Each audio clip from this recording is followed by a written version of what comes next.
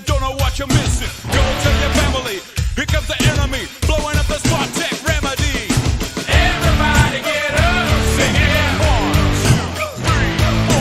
Five will make you get down, down. Bring it on, bring it on. Everybody get up, sing it. 1, 2, 3, 4. Five will make you get down, down. Bring it on, bring it on. Keep on moving on, keep on moving on. Keep on moving on, keep on moving on. Be the president of the fifth element. Jimmy Flies took a stone cold's how I'm hitting them. Better get together, put your hands in the sky. Stick 'em up, punk, hit 'em low, hit 'em high. Now I'm the bad boy that you invite for dinner. Ain't got no manners 'cause I eat with my feet.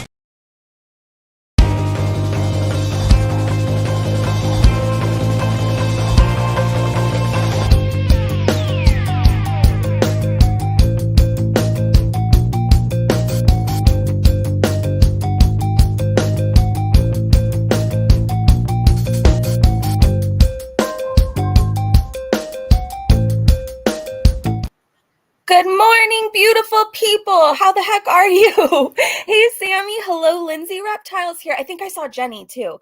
Hey, everybody. Satan. Kara, Lindsay. Let me keep going up. Hi, everybody.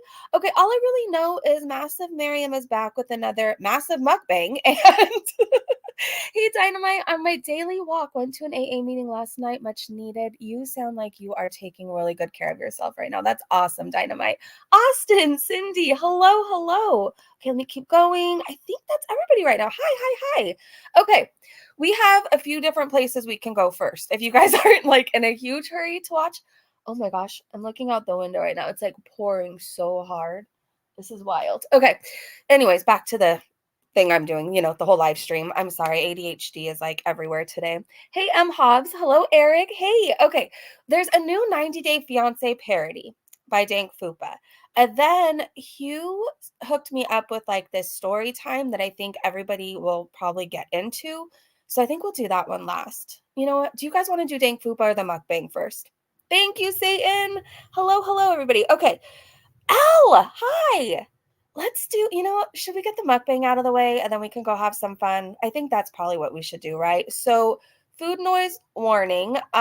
Just to recap, Salah had to get like butt hair removed or something, and Foodie Beauty's telling us this story of how he's got his gallbladder removed.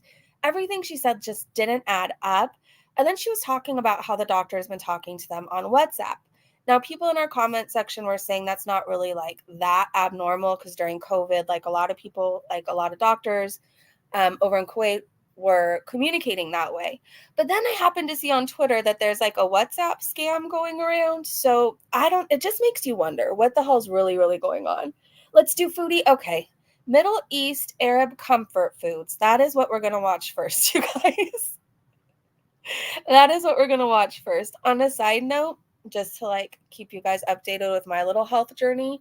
So I used to drink like a lot of soda. That was like my vice, right? Coke Zero, because I'm unmedicated ADHD and like the caffeine kind of helped me out. It would also like give me like this mental buzz to keep me going throughout the day. I've been starting off my mornings with a workout and honey ginger tea. And it gives me like the same oomph as I would have got from just simply drinking a Coke Zero. Do you know what I mean? It really gets you going. I don't know if it's the warm water or what, but I feel like I have much more energy. I just doing it that way. So I don't know. I'm just here to let you guys know if you were like me and surviving solely like on caffeine to cope and get through the day. If you're a busy mom, a single mom, whatever, I don't know, something about warm tea in the morning gets your body going and you get this like really good energy.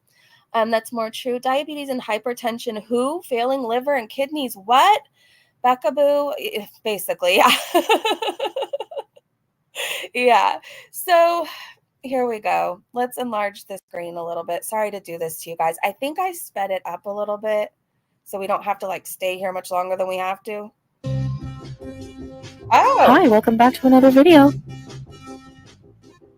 Well, hello there. Did you know that you can request a Okay, what was that? Well, hello there.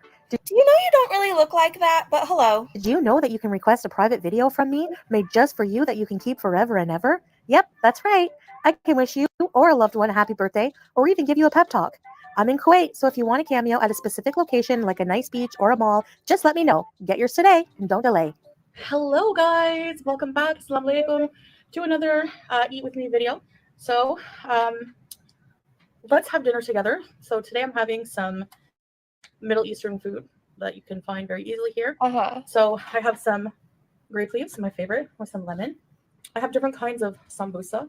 Yeah. Kibbeh, some fatire, which is Where's your vase of water? Where did that go? I know more beige. I was gonna say that too, but I don't want like anybody to think I'm insulting the food. I just think Foodie manages to make everything look bland, beige, and disgusting. kind of like an empanada, Middle Eastern empanada. This is meat and a kawi cheese, and this has halloumi, olives, za'atar, which is thyme, and tomato. And these are lokma stuffed with cream. And this is kinza, Saudi Arabia soda. All right, so bismillah, let's dig in. I want to have one of these. You know you don't need any of that, right? Wait, so much freaking bread. I know, Lindsay, it's so much carbs and cheese. That's all she eats these days. That's it. Ray, what is the channel? The Neo Tarot card video? Okay, what is the channel name? These bad boys here. We could go I there. love grape leaves. Straight out from a can. I like the canned ones, but so these are called doma or like inab. It's grape leaves that are stuffed with rice and spices and tomatoes. So good. Wow. Let's see what flavor this is. Yes, we know you Mozzarella like it. olive. We know Olive you like in it. Arabic is zaytun. Neo Tarot. Okay, I'm gonna look it up. Hold on. And you know I love zaytun. You love everything. Maybe yeah. Oh, you guys. If I remember, we'll go to Twitter to find her cameo she did for somebody. It was absolutely horrible, and I'm surprised anybody pays her for them. I really am. Oh, I think I found it. Okay, is it the recent video, right?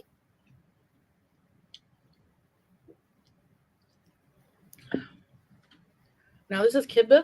Kibbeh. It's this one has meat inside. It's kind of like arancini, like rice balls, but this is bulgur wheat, and they're fried, but they're stuffed with different things. Now this is meat one.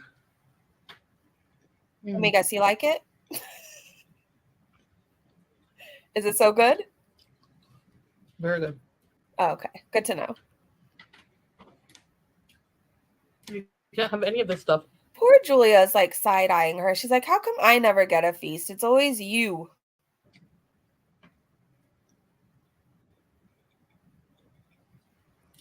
Ay. I'm speeding you up foods even more. Wow. And you think you need that? I'm going to try to make this.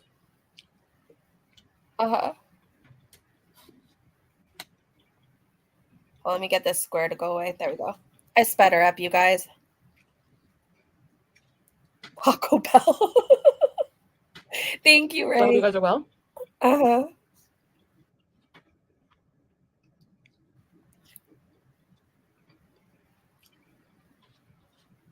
Thank you so much for tuning in.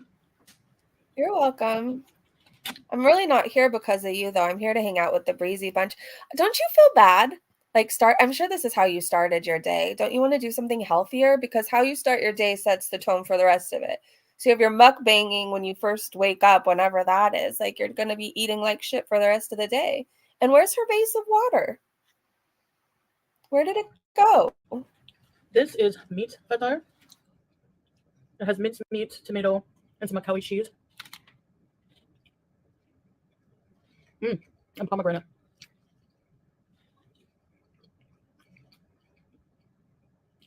I taste cinnamon.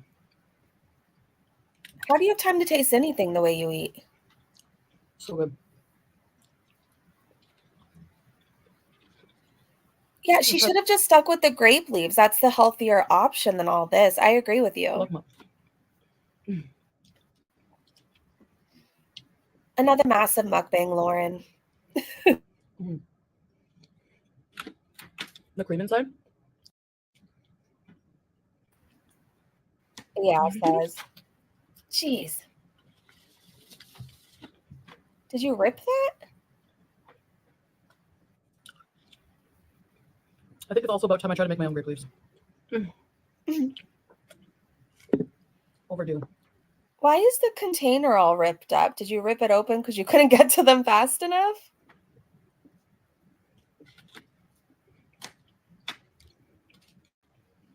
Yikes. So let's see what's inside here. I'm assuming more food. Pizza line. Oh.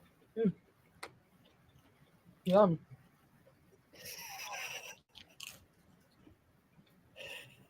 I don't know why I'm laughing at her because this is so freaking unbelievable that one person thinks they need that many, like so much bread and carbs, especially when your body is like trying to delete on you because it's so unhealthy. Like, it's wild. My first time trying a pizza line. I've said this in another video, but these are very popular. Like, they have little stands, you know, Hey, at Kayla. restaurants, and they sell these sambusa, and it's just like a pastry fried with stuff inside. Usually it's vegetable, meat, or cheese, but this is pizza one. I bet that's going to be her new obsession, the pizza ones. Hey, Blondie. Maybe says. Hey, Jezebel. I think anything flavored with pizza is good. I know, I figured. I figured those were your favorite. The bread is fresh. Is it? They prepare, like, whatever you order. They prepare it, they put it in the oven like it's pizza, you know, made to order. But just because it's fresh, that doesn't magically make it healthier. I mean, it's better fresh, but it doesn't mean you get to eat whatever you want and how much of it that you want just because it's fresh. Like, that's going to take you out, girl. It is. Let's see what this one is. Another meat one? Okay. I love the book. It's so good. Julia was in the background. I've been paying attention to her more than Foodie, but like she's in the background. Her eyes are all wide looking at like Foodie picks stuff up off the plate. Like, what the hell? You can find it. Oh, It has potato. Potato and meat. Oh, you better Oh my have gosh. 20 of them then, because there's potato.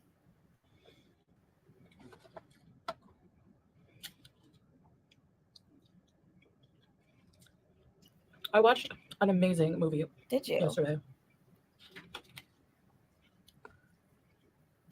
Why were you watching a movie instead of with your husband at the hospital? A lot of cheese. A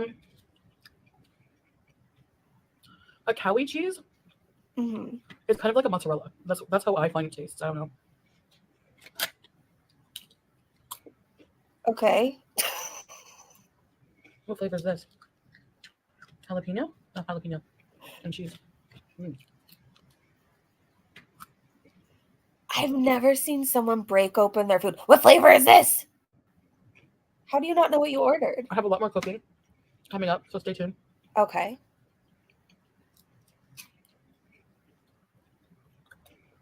I don't really want to see it.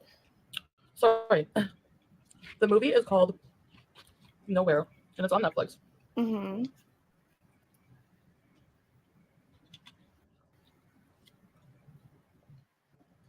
I want to know why you're doing this. Apparently, a doctor was like elbow deep in your husband and you're mukbanging and watching movies. Like, go check on his ass. Is he doing okay? PQ! I love survival movies. Hold on. PQ said, had a girl workload nightmare last night? What? You had a girl world nightmare last night? PQ, I want to know all about it. Thank you so much for the super chat. It's really good to see you. Thank you. I felt anxious watching her like an actual train wreck waiting to crash. Yeah. It's crazy watching somebody eat themselves like this. It's crazy watching somebody like engage in self-harm and getting paid for it. It's you don't know truly if you wake up tomorrow if you're going to see Foodie Beauty upload because of how her health is. You don't know. but I don't know. Don't let it make you feel anxious. Like, if anything makes you feel anxious, like maybe take time away from it. Don't let it make you feel anxious. Like, she is choosing this. She's been warned plenty of times. She's been warned by doctors, random people on the street telling her she looks pregnant and she needs to lose weight. Like, at this point, she's actively choosing this every single day. She is. And she knows the harm that it's going to cause her, and she still chooses to eat more. So if anything, if you could take anything away from this, like, it's a cautionary tale. Like, we only get one body. Let's treat it with respect. Let's treat our body like a temple, put good things into it. Let's move more. Let's make better decisions than she is. Do you know what I mean? Like, don't let it make you feel anxious. Use it as motivation is what I would say. But this one takes the cake. Like, it's... Yeah, expect that. It is. I totally get that. It's amazing. Hey, Freya. No, not really yet. A woman. And it's a dubbed movie. I think it's Spanish. Forgive me if I'm wrong. She's a very pregnant woman. And her husband are trying to escape an oppressive regime. Uh-huh.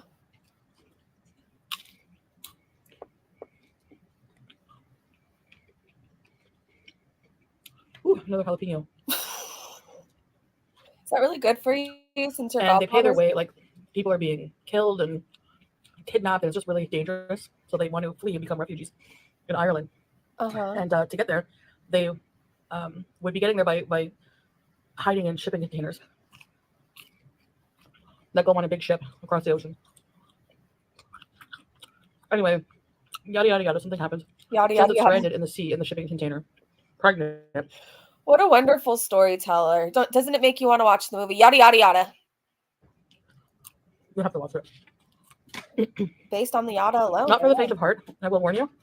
But I just couldn't stop watching. Like, Mm-hmm. Why does this look like a random assortment of a... It does. It does, Freya. I don't know what's exactly in the meat mixture. It tastes, just going by taste buds, tomato, pomegranate, maybe cinnamon or nutmeg, mincemeat. But how do you not know what you ordered? Like, why is this all a surprise to you? I'm telling you, it's delicious. Okay, I'll take your word for it. The best takeout grape leaves I've had. No doubt. I haven't had many. Well, there are a lot of places here for that, obviously, right? Mm-hmm. I'm in the land of grape leaves. But grape leaves, like, what in Okay, that's all fine and dandy. I suggest you go look in a mirror before you eat any more carbs and cheese. Like, your face is so swollen. It doesn't matter how tight you try to tuck it in. Like, you are swollen. more of a Lebanese, Syrian, maybe Jordanian. Mm-hmm. I don't know what other countries, but I don't think it's like a Kuwaiti food. Hey, Kathy. Kathy, you haven't for everybody coming in, you haven't really missed anything yet. You're right on time. We're watching Foodie's Mukbang, but after we're going to go watch Stank Fupa's Parody and then kind of go down a rabbit hole on TikTok because Hugh sent me this story that I find really, really interesting. So there's like a million parts to it, but every live, I think we're going to like watch a couple of them because I want to go down the whole rabbit hole with you guys. I don't think it's going to be like triggering to anybody. It's more of like a beware of romance scammers and shady ass men out there kind of a thing. It's very interesting. Much boost is Kuwaiti.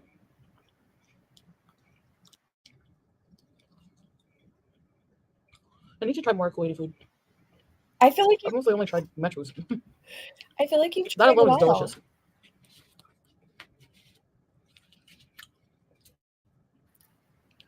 Maybe for Kuwait National Day, we'll have some. Okay. Sounds good.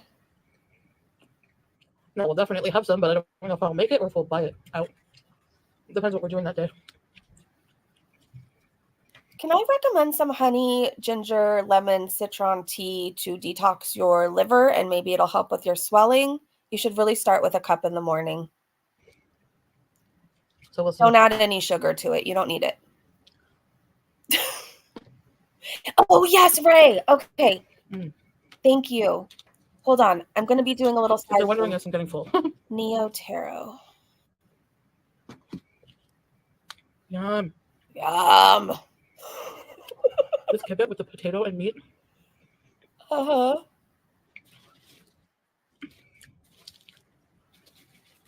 I find a lot of Middle Eastern food they use bulgur a lot. Bulgur wheat. I mean, sounds about right. Even in their desserts. Or no. Do you Is it think wrong? of anything but food? I think basbousa is made with semolina. But they're similar. I know, Kayla. Her jaw wired. It might work. Same Yeah, chili. kizza is from Saudi Arabia. Okay, Ray. I'll just eat the cheese. Well, it's almost gone, folks. If you've made it to this point, guess what's in this last triangle? Pizza. I'm going to say pizza. Pizza. No? Mozzarella and olive. Oh, okay. Darn it. I so badly wanted to be right. Lauren. Really, Ray? Oh, hi. What are you doing here? She's like hiding from you? This cat is funny. Yes, you are. What? All right, guys. I'm going to go wash my hands. Oh, are you? And yeah, thank you for having dinner with me. My favorite thing, if you can guess, the kibbeh. Was so good. And the grape leaves. Everything was delicious, but those were my favorite things. The kibbeh, the one had like a mint. Sorry, it had like a minced meat inside. It was like a mashed potato and like onion. I don't know. It was so flavorful and delicious. All right, guys, that's it. I'm gonna go make a tea. Okay. And thank you so much for watching, and I'll see you in the next one. Bye, guys. Foodie, I don't know how many mukbangs you have left in you to do. I really don't. It's wild to me how sick she looks. Like she has the sick eyes. You know, like, I don't know. When you're a parent, I feel like you could just spot them. You know the sick eyes. She has them. Not a word about salad. Nope. Because people caught her. Like a lot of people, there's so many things going around on Twitter. Like, for one thing, it's not his gallbladder. Like, we found that out, right? We found that out yesterday. But then they're finding all these other things out. Like, let's pretend he really had to stay in the hospital for this amount of time. Like, they were saying his family is probably there with him and she's not allowed. She's not allowed. They're also saying there's no real marriage certificate, so she can't visit him. But basically, I think the big part of why she's not going to address it is because we know it's not his gallbladder and we know he's having butt issues. How many views did she get? Let me pull it up on my phone. It says, for me, 788 views 48 minutes ago. Remember how she used to pull in the views, you guys? She would have definitely been over 1,000 already. But again, on my end, sometimes YouTube is a little weird. Like it'll tell me I only have 288 views on something when I know I had more people than that in like a live stream. So YouTube could be wonky. But again, on my end right now, it says 789 views 48 minutes ago. So she probably can't get to the hospital. True. Everything food-wise. I know. Everything is her favorite. Everything. Hey, Bunch, let's share some love and hit that like button. Thank you, Kara.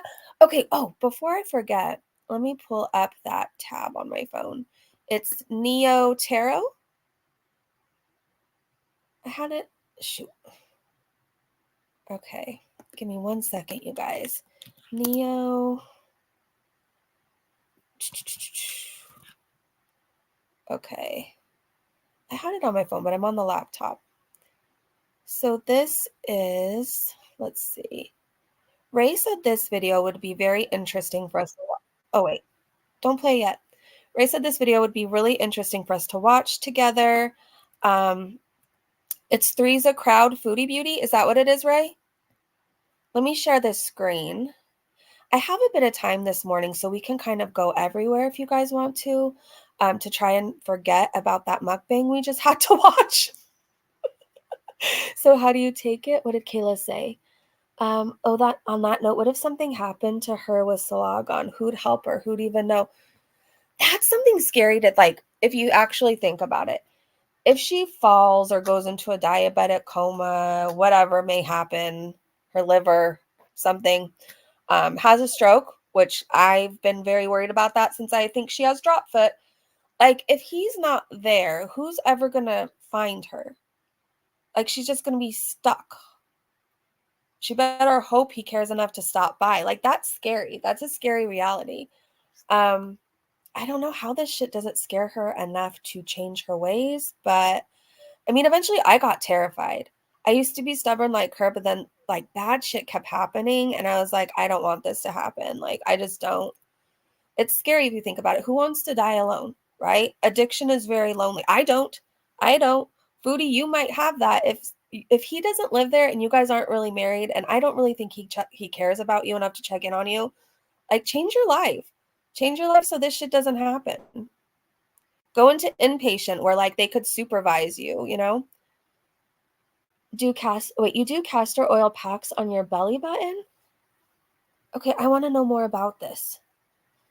Consistency is key. Joe said, I'd rather deal with a mukbang than the surgery center. Yeah. Okay, are you guys ready for this? This is the tarot reading. I hope I say it right. And this is Neo Tarot. Hey y'all, hey, let's get into this intuitive reading, this intuitive message for Foodie Beauty. It's been a minute. How are you guys doing? All right, so this reading is alleged and for entertainment purposes. Sometimes the tea is hot and sometimes it's not. You got to watch the video to the end to determine for yourself. If you're new here, welcome. And if you're always here, welcome back, friend. Don't forget to like, share, comment, and subscribe. So it's been a couple of weeks. As you guys may know, if you watch me outside of these readings, I got a little sick. And so now I'm back. All right. Okay, I would be into this just because the cards alone. I'm like not into tarot. I don't have anything against it at all. I think like the few readings I've seen, like they've always been like right on for people. But like I'd buy it for the cards alone. They're cute. All right. So yeah, feeling good. Let's get into it. So Spirit is acknowledging that there's this energy of her being very gullible and very naive. Like something just falling off the turnip truck and being like, wait a minute, I didn't even know. Wait, hold up. What? Okay, so I did not sign that document. That's not my signature is what Spirit is saying. Not my business, not my problem. But being very naive, oblivious, inexperienced, gullibility, study, and apprenticeship. Like if you want to ride this rodeo, you're going to have to study. You know what I'm saying? You want to ride in this rodeo, you're going to have to study. And she's not ready. She's not ready. Spirit is also acknowledging that this has to do with their relationship. So there's a lot of this naive and obliviousness around this relationship. Again, if you want to play with this kind of game, you need to study because you're not ready. You're going to come up short. But then there's also this energy of you playing dumb. Like you really know some ins and outs that you're trying to make it seem as if you just don't. But Spirit said you should have walked away from this energy a long time ago. You need to focus on self-respect, strength, knowing your worth, knowing self-worth, right? Refusal, no thank you. And Spirit is saying that this is just continuously it's continuously putting negativity into your energy, into your... So this card I think is cool. It says God don't like ugly. Nastiness, clash, strife, resentment, argument, spite, grudge, revenge. On a side note, if you don't believe in this stuff, like that's totally fine. Like come back maybe in like 15 minutes and we're going to cover like different parodies. But just like I would keep an open mind. Like people believe in different things and like why can't there be other tools out there? Like why can't there be tarot cards where people read them? Like why not? You know, we believe in prayer. At least I do. I believe in other things. And like if there's a greater person out there, in my opinion, like God or whatever you choose to believe in, like why couldn't he come up with tools for people to do this? I don't know. I just have an open mind. I just say you don't claim it if you don't believe in it and or come back, you know? Into your atmosphere. There is this energy of God doesn't like ugly, nastiness, clash, strife, resentment, argument, spite, grudge, and revenge. And this is with whoever you should have walked away from. And it's just this consistent energy of you not being happy, but you also getting karma for something that you've done. Okay, because God don't like ugly. That's just what the card says. And if that ain't truth, grits ain't groceries. As you guys know, when I get this card, this deck is saying, no, thank you. I'm done. I don't want to talk about it anymore with this deck. Do not tap on me anymore. And it's interesting because anytime I use this deck, and y'all know this is one of my holy grail decks. I love this deck. The ancestors just typically say, that's enough. That's enough. I hope you got what you needed. Please leave me alone. I like her. Okay, so Foodie Beauty, current energy, moving in love and light. Chantel, that's right. Okay. Okay. Spirit says Oh, these protect are your cool. energy. Okay, so I'm going to go ahead and protect my energy. But she's dealing with some heavy hitters. And if you don't know, now you know. Okay, so she's dealing with some people that are definitely messing with her energy, manipulating her energy, even trying to manipulate her intentions. Not my business, not my problem. But there may be some lower vibrational energy that is trying to attach itself to you. Now is the time to cleanse your sacred space. Sage, Palo Santo, and crystals will be really helpful at this time. And it's a message to me, right? It's a message to me. It's a message to her. And I hear it, you know. No, thank you to that energy. Goodbye. So she doesn't even watch Foodie? Is this what somebody said? Considering she doesn't even know Foodie or even watch her make sense. That's interesting. That's interesting. You know, we don't always have to believe what other people believe. Like, I have a friend who believes in fairies. And while I think that I'd love to believe they're out there, I've never seen a fairy. Like, I've never seen one flying around, but like, she fully has stories of where she saw a fairy in her home. And I remember one time she did these fairy cards. This was a long time ago on me, like in my 20s. And she pulled this card saying I was about to go down a really rough road if I didn't if I didn't change my ways fast. And I just remember like reading that at the time, and like she had like this look in her eyes, like something is going to happen if you don't change, right? I didn't change and I went down a rough road. I'm not saying the fairies were right, but I'm just saying keep an open mind, everybody. Just keep an open mind. Keep an open mind. Bye. All right. Foodie Beauty, current energy. I love these cards. I love them. All right, so I do see this woman. Her eyes are closed, which means, you know, her visibility is fuzzy. I don't know how, hazy, spirit clouded. Thank you. Judgment is clouded. I do see some butterflies letting me know that there's some energy of transformation, metamorphosis. I do see her holding this, what feels like a plant, makes me feel like ancestors, but also this the way that she's holding it, and every time I read it on her, this always says something about a child trying to come through. But I also see purple letting me know that this is about the higher intuitive chakra and the intuition and knowing something and not sharing what it is that you know, because you're hiding behind it.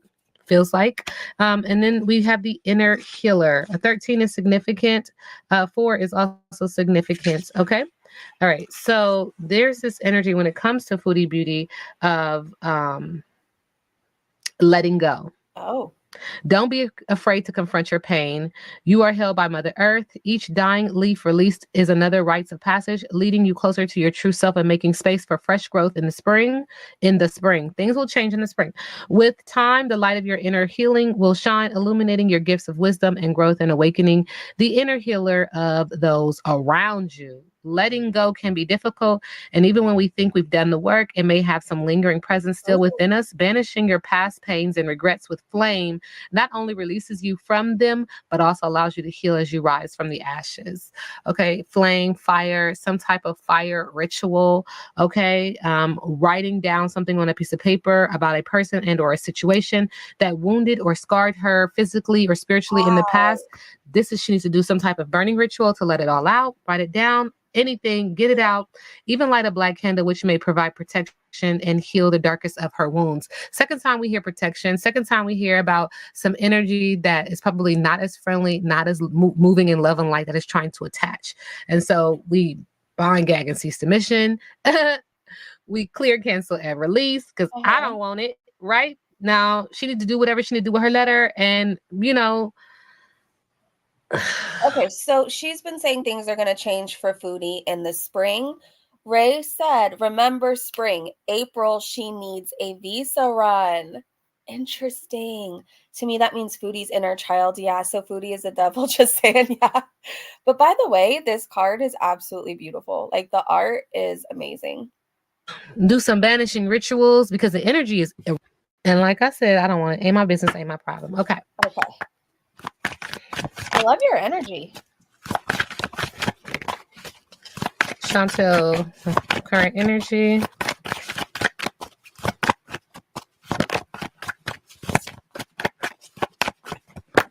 Thank you. My brain loves that sound, and I don't know why, but I could listen to this person shuffle cards for a whole hour. All right, so there is a mature man who is traveling in your energy field.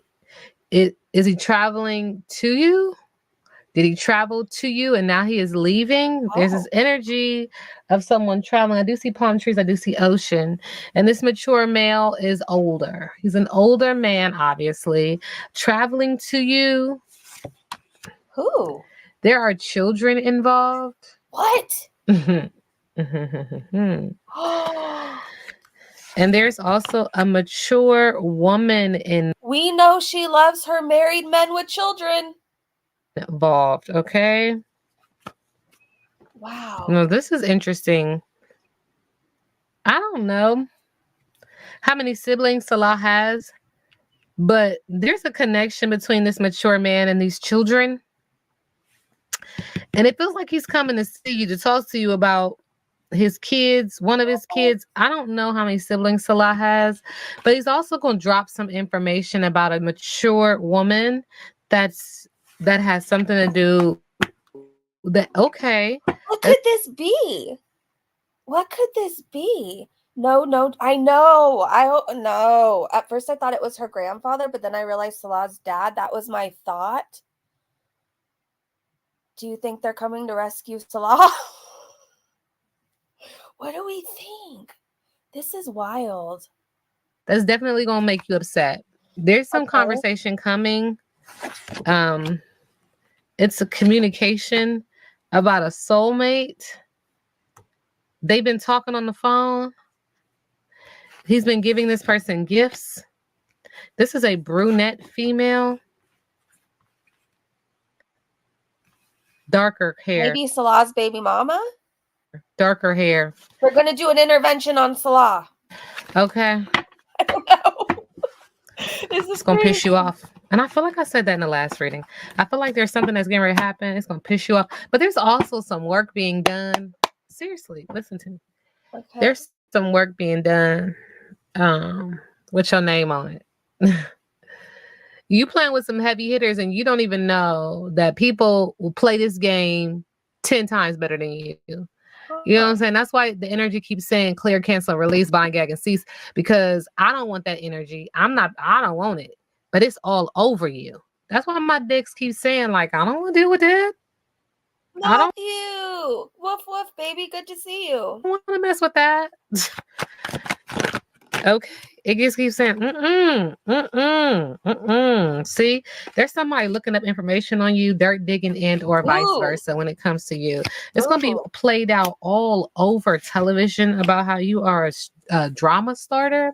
It's about to hit the streets, and it's going to leave you very confused. See, there is somebody else. It just keeps saying it. There is someone else. This is going to leave you very confused. So it's going to make you feel like a happiness hater. It's going to make you feel some kind of way. All right. I don't know. I'm just going to run with I'm convinced his family's planning an intervention to get him away from Foodie Beauty. So the baby mama and his children are even coming to be involved. Chantel and Salah. Somebody is on the down low. Somebody a little freaky. But they've been hiding their true colors. Is that Kendall Jenner? And there's a third party. Was the 818 tequila Kendall Jenner? Sorry, I'm in awe of these cards. Okay, I'll focus. saying that. And this person is just not ready to be with you. Just not. Wow. Foodie Beauty, current energy. Tia!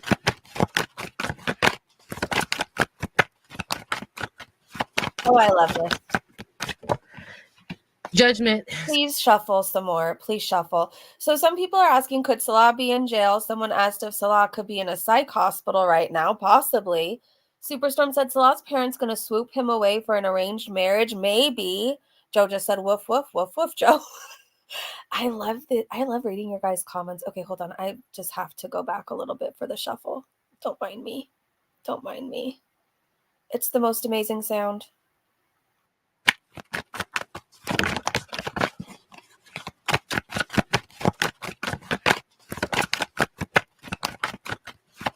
I love it. Judgment. So you're going to have a moment of awakening, a moment of clarity, bringing balance to the situation. It's going to be a final decision. Subconsciously, this is going to hurt with the Five of Cups. It's going to be very painful. It's going to have some unwelcome changes. You're going to feel like trauma, loneliness, and even crying over spilled milk. Wow. With the Queen of Swords, this is because somebody did what they needed to do. This is a female who is a mother, and she came through with the 1-2. To lay your ass down. Oh. She about to do it. She about to do it. She playing tic-tac-toe on your head too. Spirit said that this is also making you feel like you have a bad reputation, lack of focus, and a boring job. With the Eight of Pentacles in reverse. Again, she doesn't watch Foodie, apparently. The reason why I paused was because your mother is coming through. You have Spirit says a tumultuous relationship with your mother. What's that about? Not my business. What's this energy of a third party with Chantel and Salah? Tell us. Friends and family, there's a celebration or a gathering with the Four of Wands. So you want to make this look like it's a happy home with the Four of Wands. So consciously, Spirit is saying that there's a lot of negative changes, hard times, divorce, poverty, temporary financial struggles with the Five of Pentacles. There's recklessness, a lack of control, excess with the Temperance card in reverse, and you are stressed and you need to just sit by yourself. Mental overload with the Four of Swords. How does Foodie currently feel about Salah? Ooh. Thank you. Unfocused, bully, missed opportunity with the Knight of Swords, negative self-talk with the Three of Wands, subconsciously wanting this to work because you want the teamwork, the growth in business, the long distance travel. I'm sorry, but if you didn't believe before, is this making you believe a little bit? Like I want to watch this channel all the time now. So this is more of a situationship that is, you scratch my back, I scratch yours. Okay. There's inequality, abuse of power, and a scam likely here with the Six of Pentacles in reverse. What's next for Foodie Beauty? The snowflake, yep, Storm.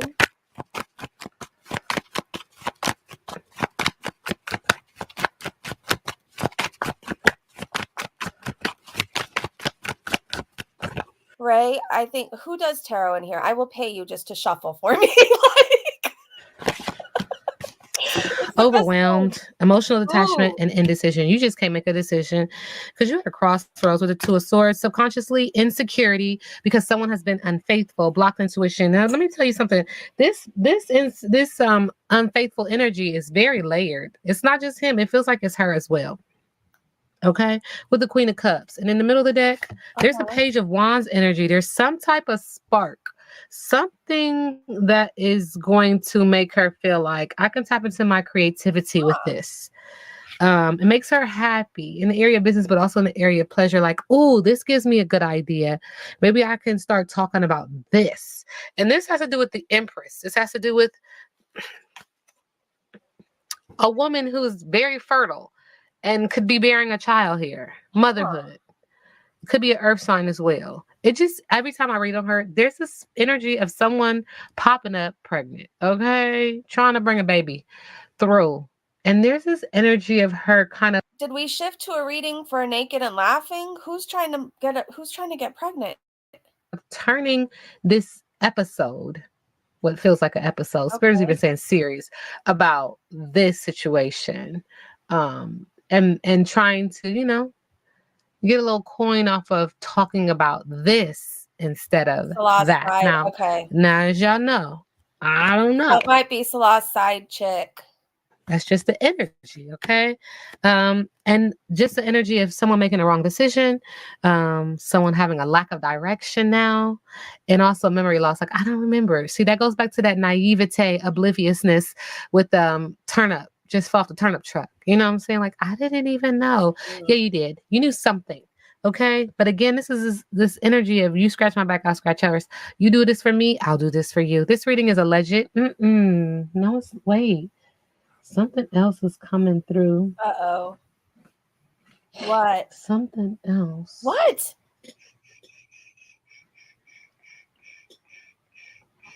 He may have, you guys remember this reading, okay? Because things are going to happen in the future. So just keep this in mind in the future. He might have a side chick that's pregnant, allegedly, and something else is coming through now.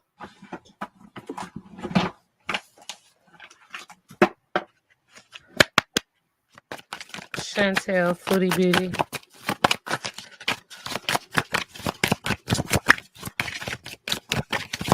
Oh my gosh, this is amazing.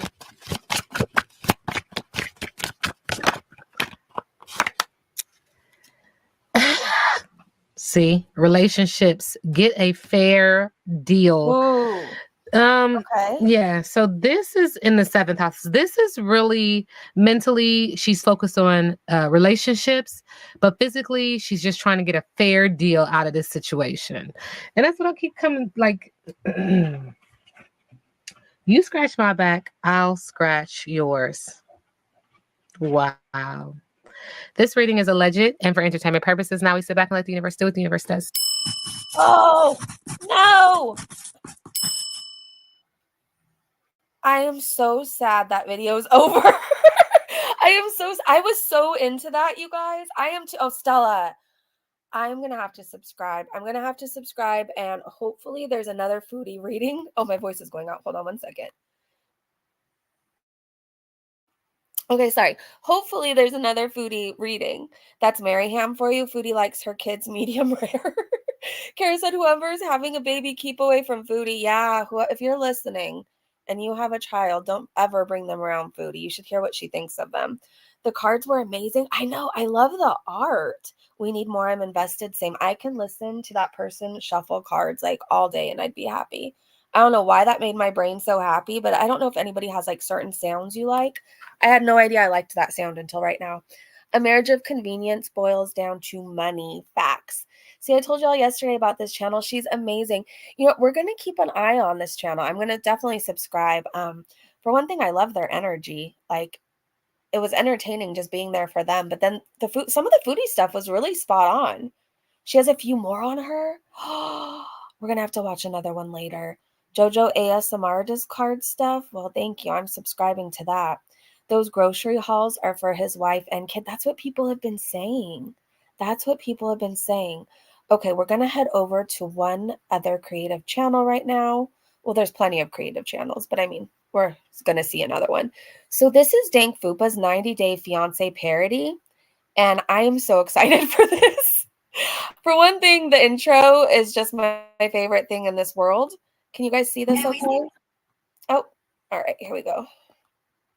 Gucci, Gucci, Louis, Louis, Fendi, Fendi, Prada. Them basic bitches wear that shit, so I don't even bother. Gucci, Gucci, Louis, Louis, Fendi, Fendi, Prada. Them basic bitches wear that shit, so I don't even bother. Thank you, Ray, by the way, for recommending that video. That was amazing. Well, hello there. Did you know that you can request a private video from me made just for you that you can keep forever and ever? I'll put in minimal effort and make something you'll regret buying, but I'll still take your money and buy takeout with it. Yep, that's right. I can wish you or a loved one a happy birthday or even give you a pep talk. I'm not qualified in any way, but you're giving me money, so I'll act like I am. I'm in Kuwait. So if you want a cameo at a specific location like a nice beach or a nice mall or an abandoned school, just let me know. Here to get yours today. Don't delay. I need money. Previously on 90 Day I love how she sounds so drunk. Yours today and don't delay. And then there should be like a hiccup after. Fiance, maybe you should cut back on oil. The doctors say lot oil clog artery. Don't tell me what to do. The endocrinologist is wrong. He doesn't know my body like I do. I've been working really hard losing 200 pounds. I think that's where Salah really is right now. Hospital what? Oh my gosh. Hold on. He doesn't know my body like I do. I've been working really hard losing 200 pounds, but I actually gained 13 pounds last week. It's hey, because my stamina's still better than Amberlin's. Listen, Salah, I got one of my stupid beezers to send me their cheating husband's brand new Xbox, PlayStation, VR headset thingy, and gaming supercomputer. Come pick me up and they are yours. Oh my god. Hi, my name is Miriam. I'm in an interracial marriage and I live here in Kuwait. Kuwait. Hey there, don't you want to come see me? You're such a sweet camel. Let me touch your fupa. I love living in the Middle East. There's so much nature to explore. The camels love when I come to visit them. Salah says they don't like me, but it's the only time I get physical affection. Oh no. Salah, come save me! The camel is after me!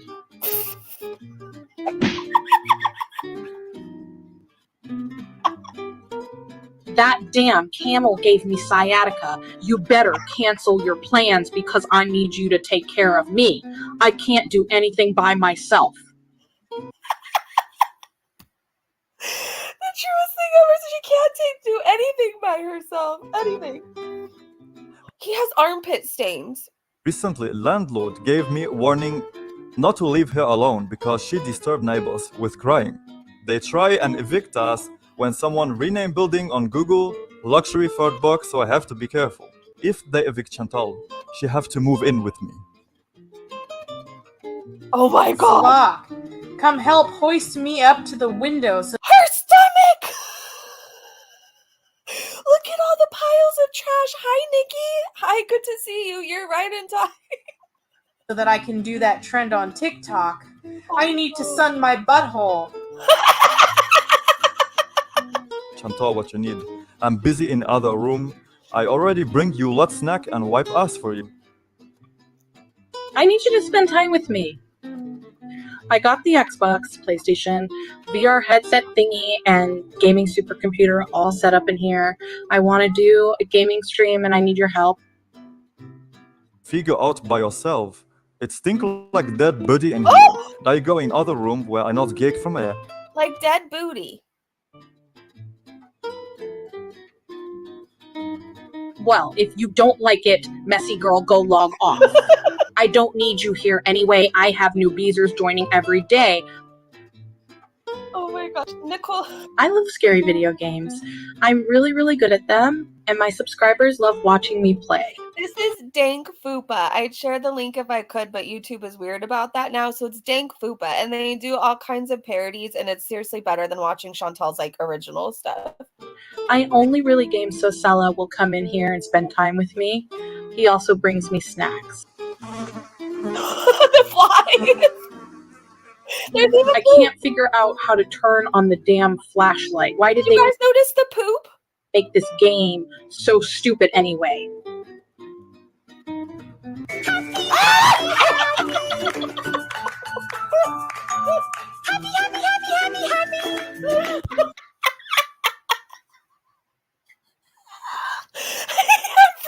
can't breathe. Oh my god.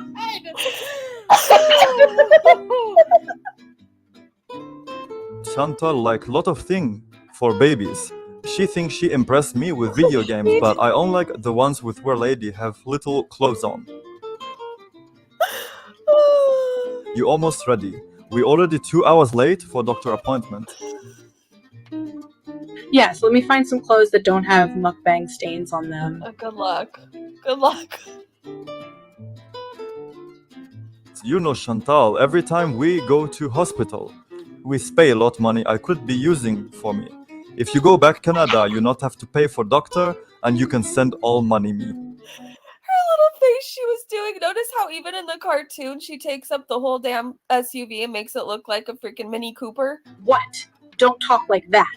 You know, I hate the Western world. They are so uncultured. I'm basically Middle Eastern now. My favorite type of music is Arabic.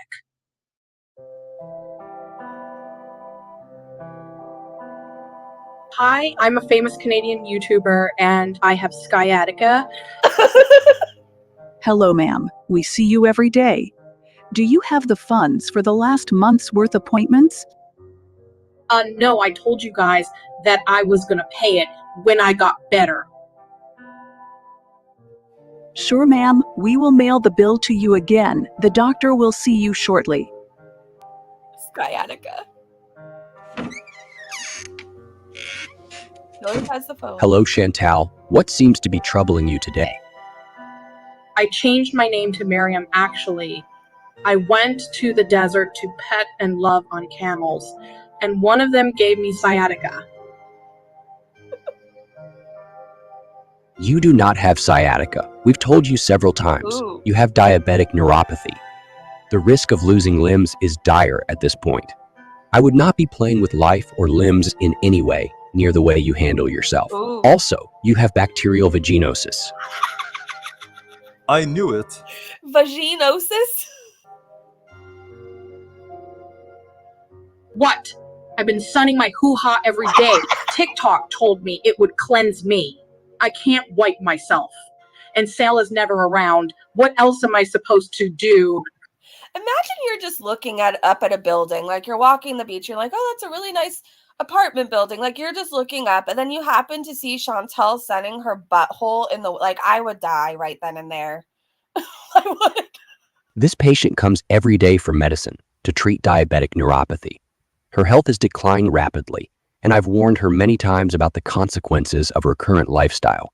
It seems her delusion outweighs her ability to recognize any fault in herself. It's really quite fascinating, actually. That stupid doctor doesn't know what he's talking about. I'm in perfect health, and just because I have diabetes doesn't mean I'm going to lose a leg. Wait till I can move again. I'm going to show all the haters that I'm hot and spry. Ooh. Salah, take me to Burger King. I don't want to go to McDonald's because the maid works there. Oh my gosh. Salah. Salah. Salah. I gotta go back. Oh my gosh. Salah. Salah. Salah.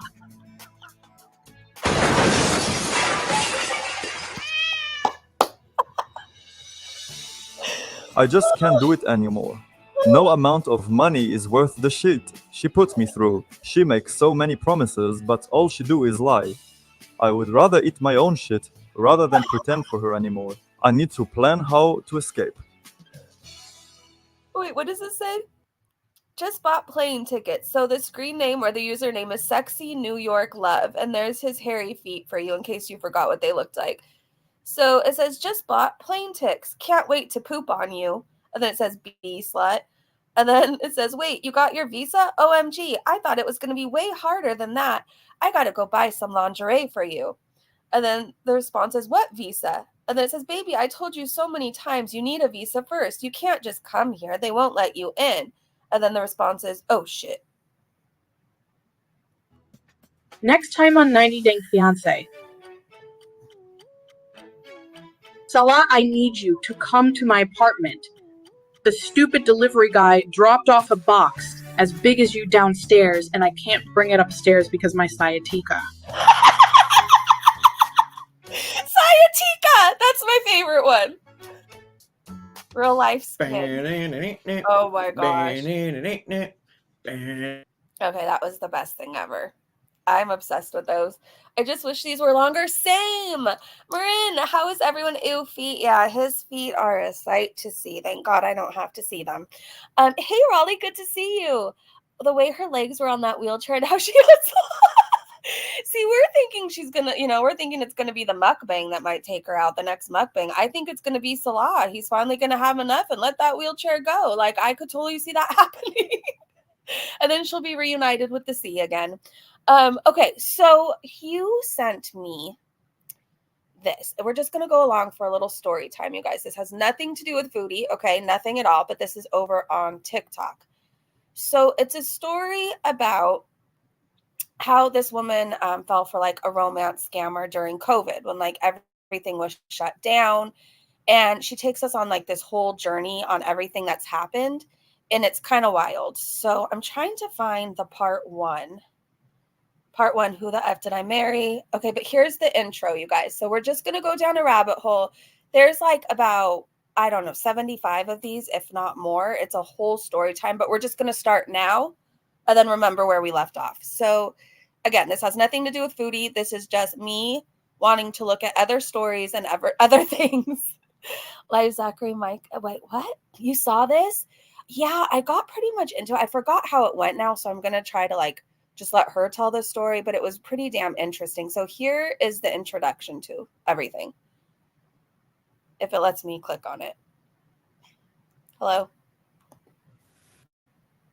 All right. Hi, and welcome. We all know why you're here. You're here for part of the new series that I'm calling Who the Fuck Did I Marry?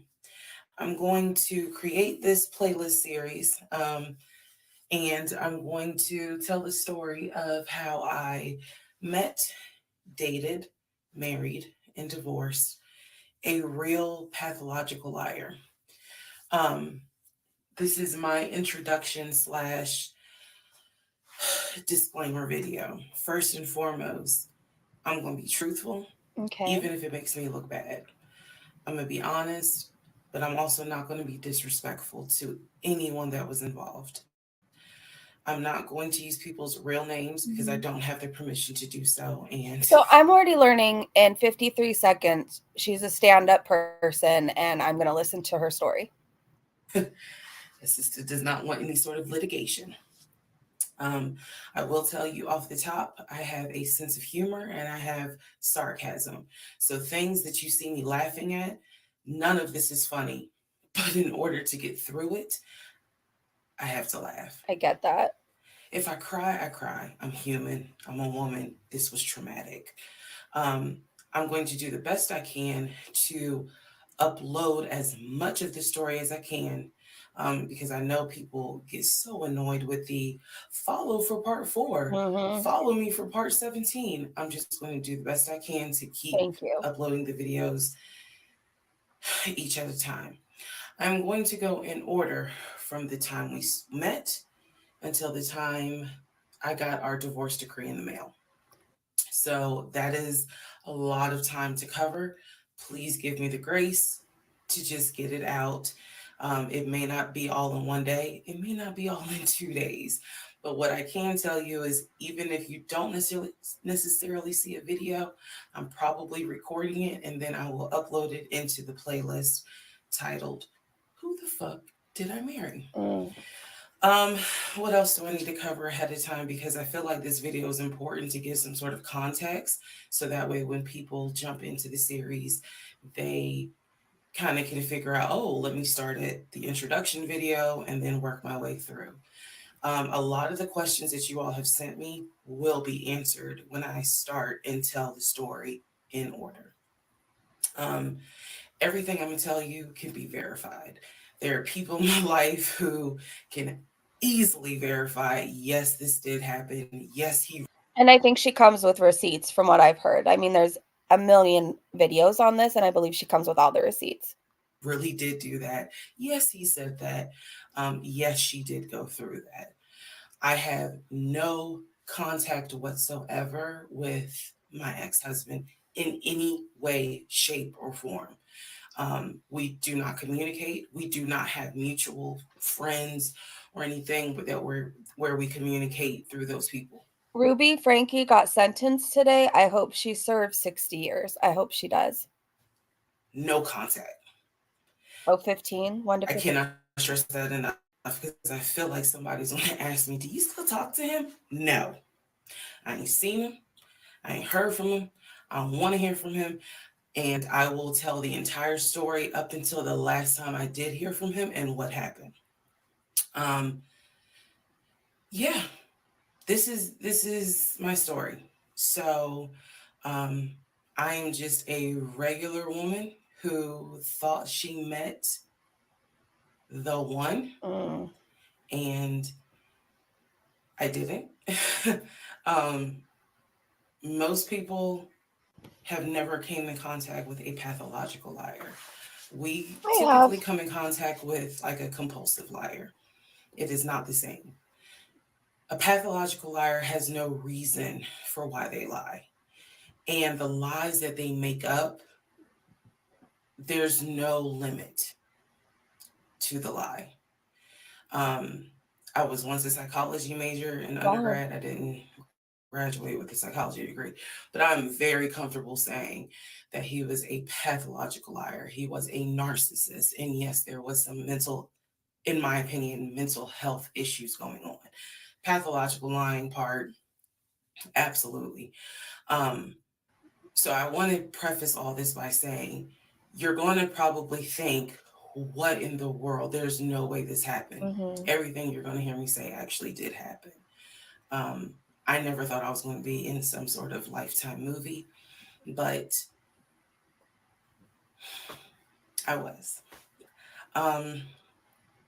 So I will read the comments as best I can.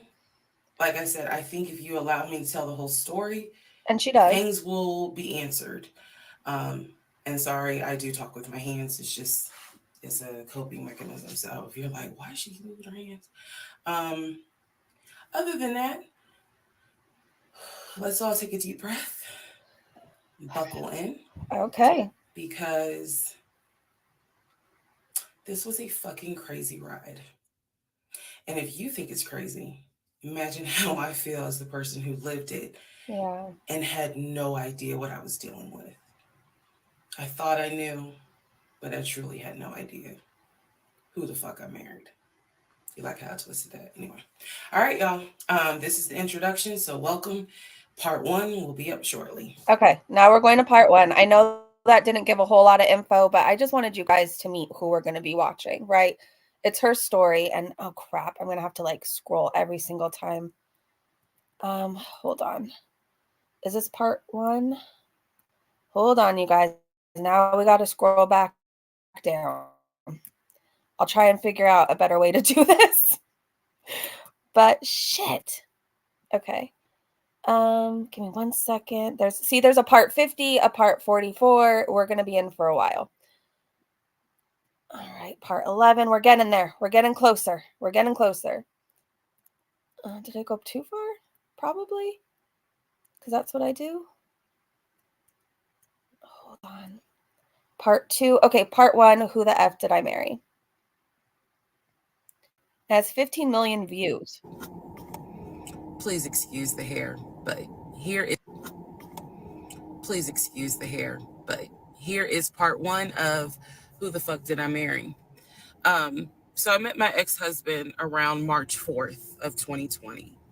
We met on Facebook dating site, and we also matched on Hinge.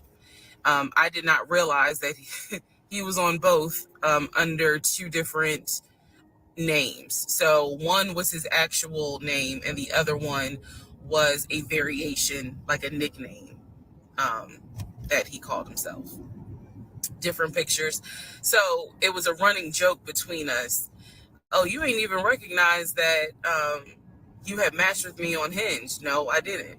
And also that should have been a red flag. By the way, you will notice in this story, I called it the United Nations of red flags. It is so many red flags that, I mean, you would have thought I was colorblind because I ignored all of them. So.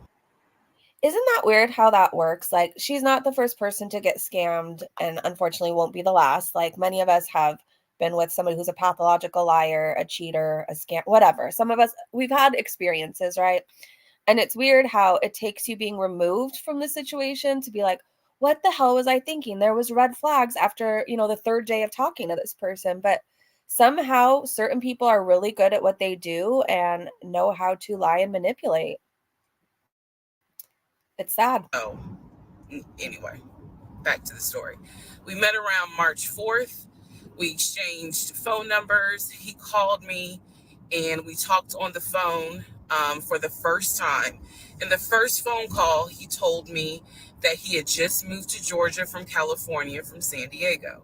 His job had transferred him because he was being transferred in as the new regional manager for a major condiment company that is based here in Georgia. I'm not going to say the name. And so we also talked about his childhood. He told me he grew up in Philly. He's from Philly, Both of his parents were deceased. This is the first phone call.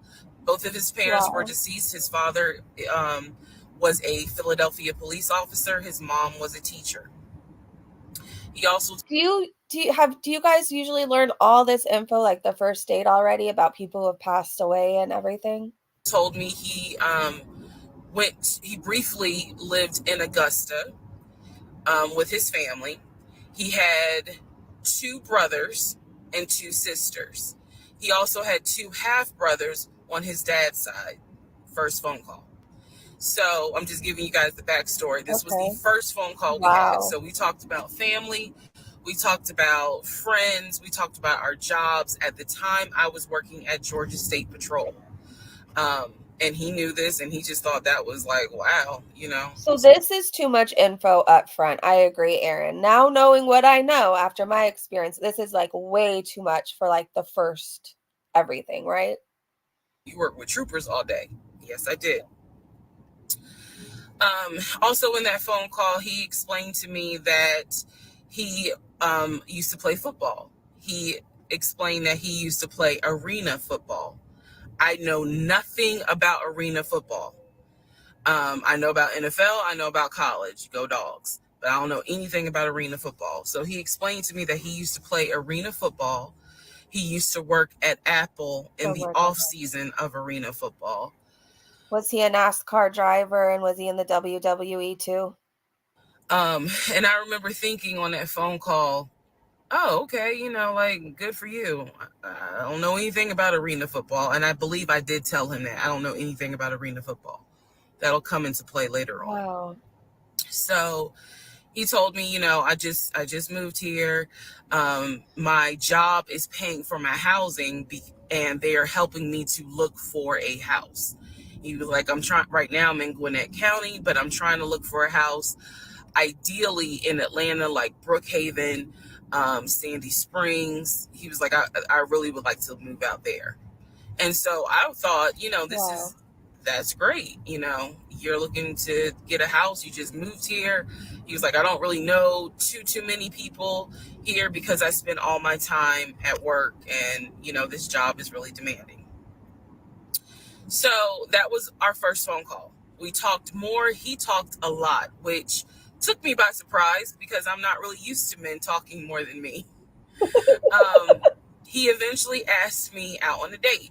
Our first date was set for Saturday, March 7th, 2020. He asked me what was my favorite restaurant. I said Cheesecake Factory.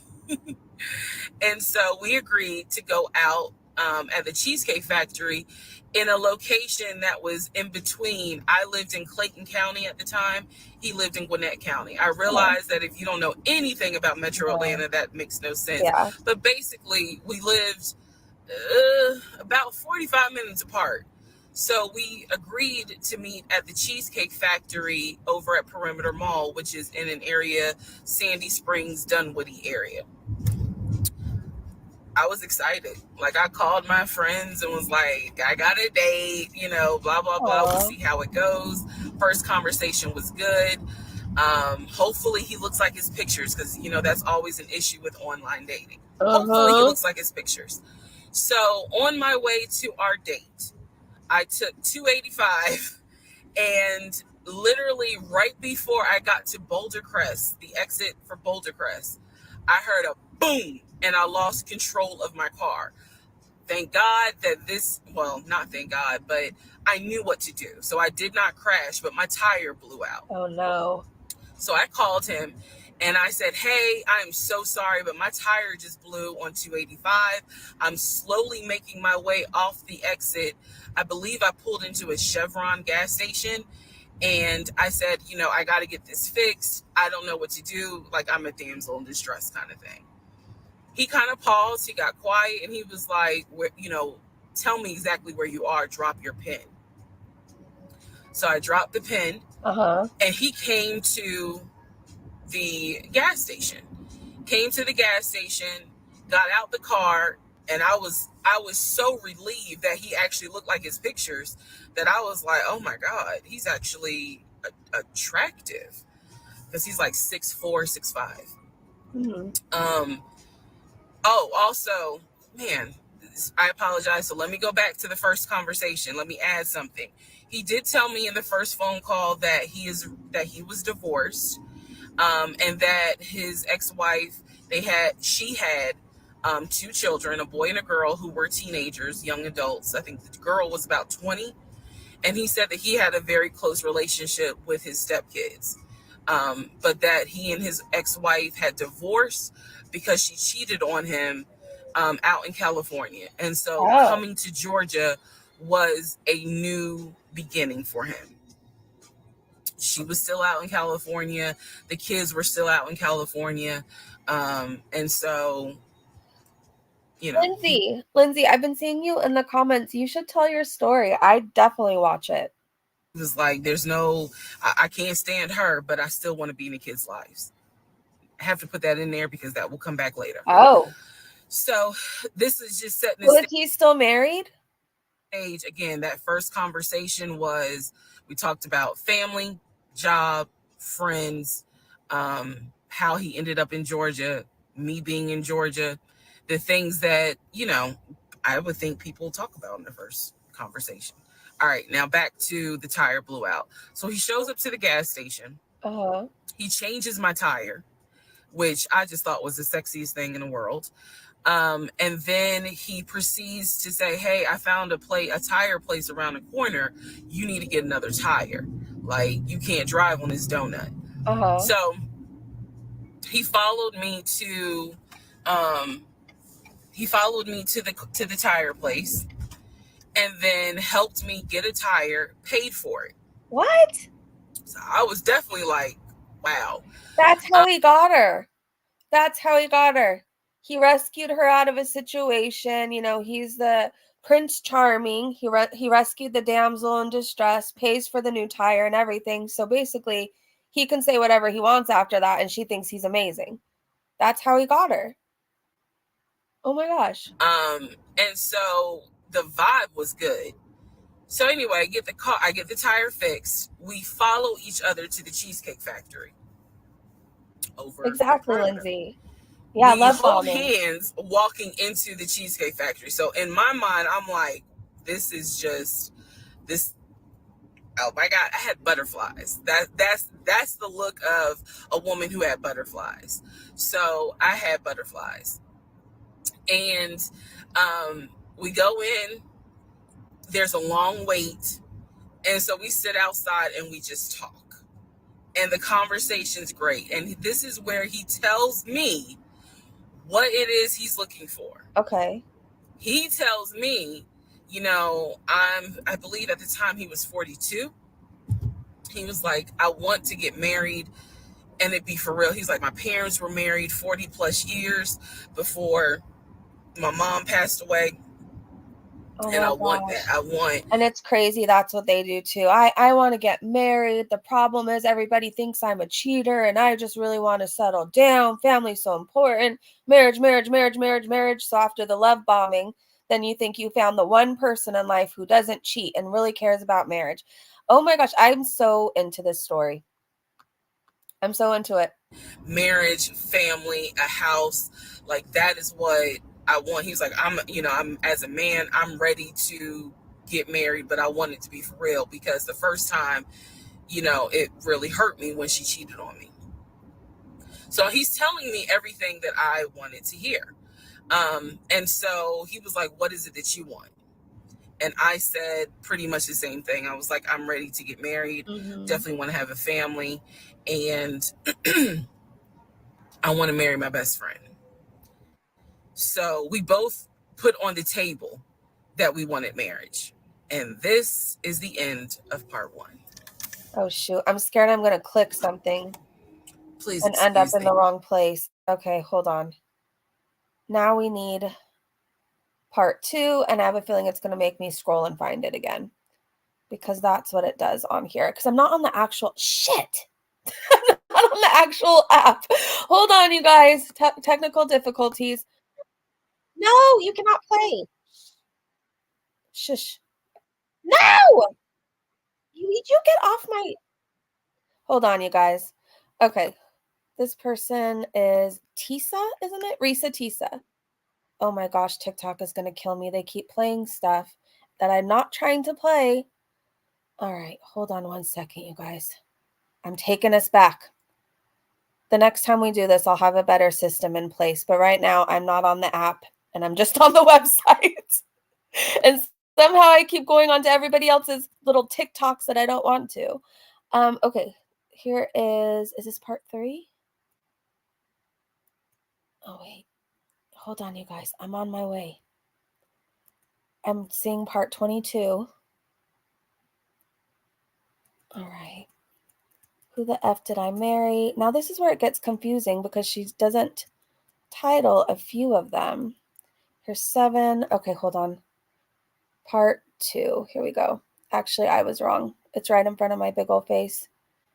And make your own. That's what I'm going to have to do. But right now we're just getting into it. So right now it's going to be sloppy. But next time I'll make a playlist. I'll just upload. I'll screen record a bunch of them and we'll just pause and talk. But right now that's a really good idea, Ray. Okay, so we just watched part 1, right? We're on part 2. Who the F did I marry? I think we'll watch this one and then I'll make a little playlist. Are you going to do this to me right now? There we go. All right. Who the fuck did I marry? Part 2. So we both put on the table what it is that we wanted. They're on YouTube. We both too? had established we were dating for marriage. We were not dating just to date. We were not trying to be friends with benefits and none of that. So the dinner at Cheesecake Factory went really well. We laughed, we joked, we talked about people, which is kind of up my alley, my sense of humor. It was a good vibe. So at the end of the date, or excuse me, at the end of dinner, we sat in his car and he played this song for me by John Legend. I don't know the name of the song. By the time this video posts, I will put the name at the bottom. I can't remember the song. I just remember that John Legend was talking about, I think, All of Me Loves All of You. I met my wife tonight. And I thought it was a sign. So I was like, oh my God. He knew what he was anyway, doing. we ended up sitting in the car talking just about life and experiences until about midnight. So during this conversation, he again is telling me how it was, what it was like living in California, how he went out there. He went to San Diego State. He played football for San Diego State. He talked about how, life, he loved it out there, so he stayed. That's when he joined the company. And then he explained that he also did arena football, but only did it for about 2 or 3 years. Oh, okay. He claims that while he was doing arena football, the team that he was on won a championship. But again, keep in mind, I don't know anything about arena football. Oh my gosh.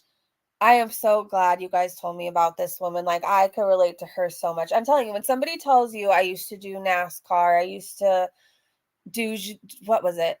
MMA, WWE, all this stuff. And you're not into it. You typically don't go looking.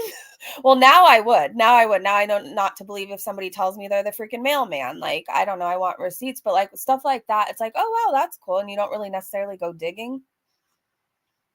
I was like, okay, I didn't know that they had championships. And he was like, he got a little offended, yeah, they got championships. And, he was on that team. So he talked to me about how he worked at Apple. He worked something in the IT area of Apple, but it within the store. Again, it was one of those, it's like when I tell people I used to work at Amazon, I really wasn't paying much attention to it. Why? So we talked about all that. We talked deeply into what happened with the ex-wife. It's because I asked. He was not volunteering all this information. So in other words, meanwhile, someone in her comment section, you guys said, I just Googled arena football and the organization went bankrupt in 2018. And then somebody else told her your tire blowing was the universe trying to stop y'all from meeting. That's interesting. Get very uncomfortable when men start talking about their ex a lot.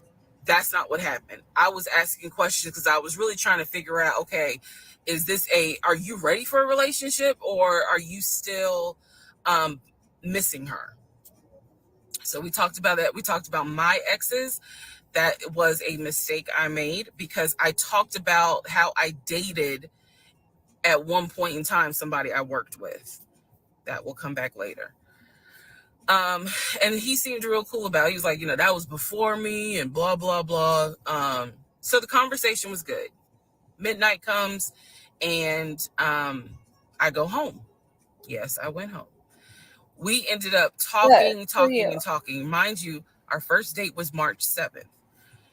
And within about 2.5 weeks, Brian Kemp, our governor, shut Georgia down. We were going to be on lockdown. So during those 2.5 weeks, we talked every day. We went out again at Red Lobster. I remember Red Lobster. But everything was going great. The issue was, where are we going to quarantine? So the question was, are we going to quarantine at his place, which he had like a studio type of situation. Like it clearly where he was staying, I was like, it's like a studio apartment. But he kept telling me like this is temporary because I'm looking for a house. You guys, where is she on YouTube? Because I'm on YouTube. I'm looking for part 3 so we can watch that next. But I'm not seeing her. I mean, I see her, but I see like part 13. I see all these other ones, but I don't see her actual channel, I guess. Is there someone specific I should look for? It's like he showed me the email from a woman who worked at the company where she was out on maternity leave, but she was putting him in contact with a realtor to help him find a townhome or a single family house. So I was just like, okay, this is definitely temporary. Like he's not trying to stay here long term. And she was apologizing in the email. I'm so sorry, this should have been taken care of before you got here, but it wasn't. I saw the email. I read it. I read the email. So the decision was, we're going to quarantine at the studio or we're going to quarantine in my house? First mistake I made. Well, there's a lot, but this was a mistake I made. So ladies, caution moment. During one of our dates, because keep in mind, in those 2 weeks, we were seeing each other quite a bit. Nothing physical or anything like that. Just two people who I thought were really on some. All right, let's see if this is going to grow into something. He came to my house. When he came to my house, I had a 3-bedroom, 2.5 bath townhome. Okay. He was in a studio. Now, I'm telling you guys all of this in order of how it happened. So some things I'm probably going to insert what I was thinking and the mistake I made. Can I turn this off? No. Okay, I still need that. And I say that to say that I did not realize inviting him to my home probably made his eyes go, oh shit, she's a keeper. Yeah. She got this 3-bedroom, 2.5 bath townhouse, and I'm in like a little studio. He saw you and saw that he could get an upgrade. And Kara, I completely agree with you. After life with a narcissist, you believe nobody after. Yeah. And then you're fine with being single after that forever. Yeah. Let me go ahead and pursue this. What I need to do to quarantine here. The decision was made, quarantine at my house. So the state went on lockdown. He came and stayed with me in my home. And for the most part, in the initial beginning, it was fine. It was fine. The reason why I hesitate is because I grew up in the church. So for me, it was really like an internal struggle of, bruh, you always said you would never live with a guy unless he was your husband. Yeah, they teach that in the church. Like, you shouldn't have sex before marriage. You don't live with another person out of wedlock. They like ingrain that into your head. So to her, marriage was important. Like, she was going to feel odd sleeping with a man, moving him in, and they have like nothing more than, I guess, a potential relationship. So I could see where she would, I don't know what happens, but like she might be like in a hurry to like maybe look into marriage because to her this is probably wrong. Maybe. And now you living with a dude and he ain't your husband. Like it was a struggle for me because I knew better. And don't come for me. I'm just telling you the way I grew up. It was like that. It was not sitting right with me. But at the same time, I didn't want to quarantine by myself. I did not want to. So there we go. So he moved in. We talked about the bills. Let me clear something up that I said in the other video where I said he paid all the bills. He paid all the household bills. He did not pay my car payment, my cell phone, or my car insurance. He paid the rent because my rent at the time was less than $1,000. He paid the utility bills. And so when he's telling me that he's a regional manager, I was like, wow, okay, so you got money. And so he paid all the household bills. So my check really was just taking care of me, myself, and I. And I am not, this is where it's not going to make me look good, but it's the truth. Okay. It was intoxicating to not have to worry financially about how to pay the bills. It was a wonderful feeling. And so I kind of pushed to the side the fact that, yeah, you shacking up because it's like, but your page, you don't have to worry right now. Like he's taking care of all of April's bills before April even comes because this was still March. So we're living together and I'm cooking, I'm cleaning, he's helping to cook and clean. And then we have a conversation about house. Is he still going to buy a house just for him? Or is he going to buy a house where it's for us? Because we are going to try to make this thing work, be official, get married, have a family.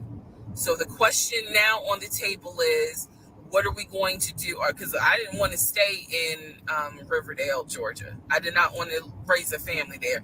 I refused to have a baby in Clayton County. Okay. So the decision was made.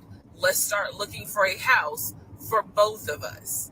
Remember, he was already looking for a house for him. Yeah. But then he was like, you know what? We're together. I plan to marry you. Let's look for a family home for the two of us. He was like, this is how much I was approved for. That's when he showed me the Chase paperwork. It was a letter stating that and it had the Chase emblem at the top. Okay. He showed me a letter stating that he was approved for $700. Oh, it cuts off. All right. Who the fuck did I marry? Okay. I have a feeling I'm not going to be able to break away from this. Let me watch one more. There's part 6, part 3. We just watched part 3, right? Wait, now I'm confused. We just watched part 3, right?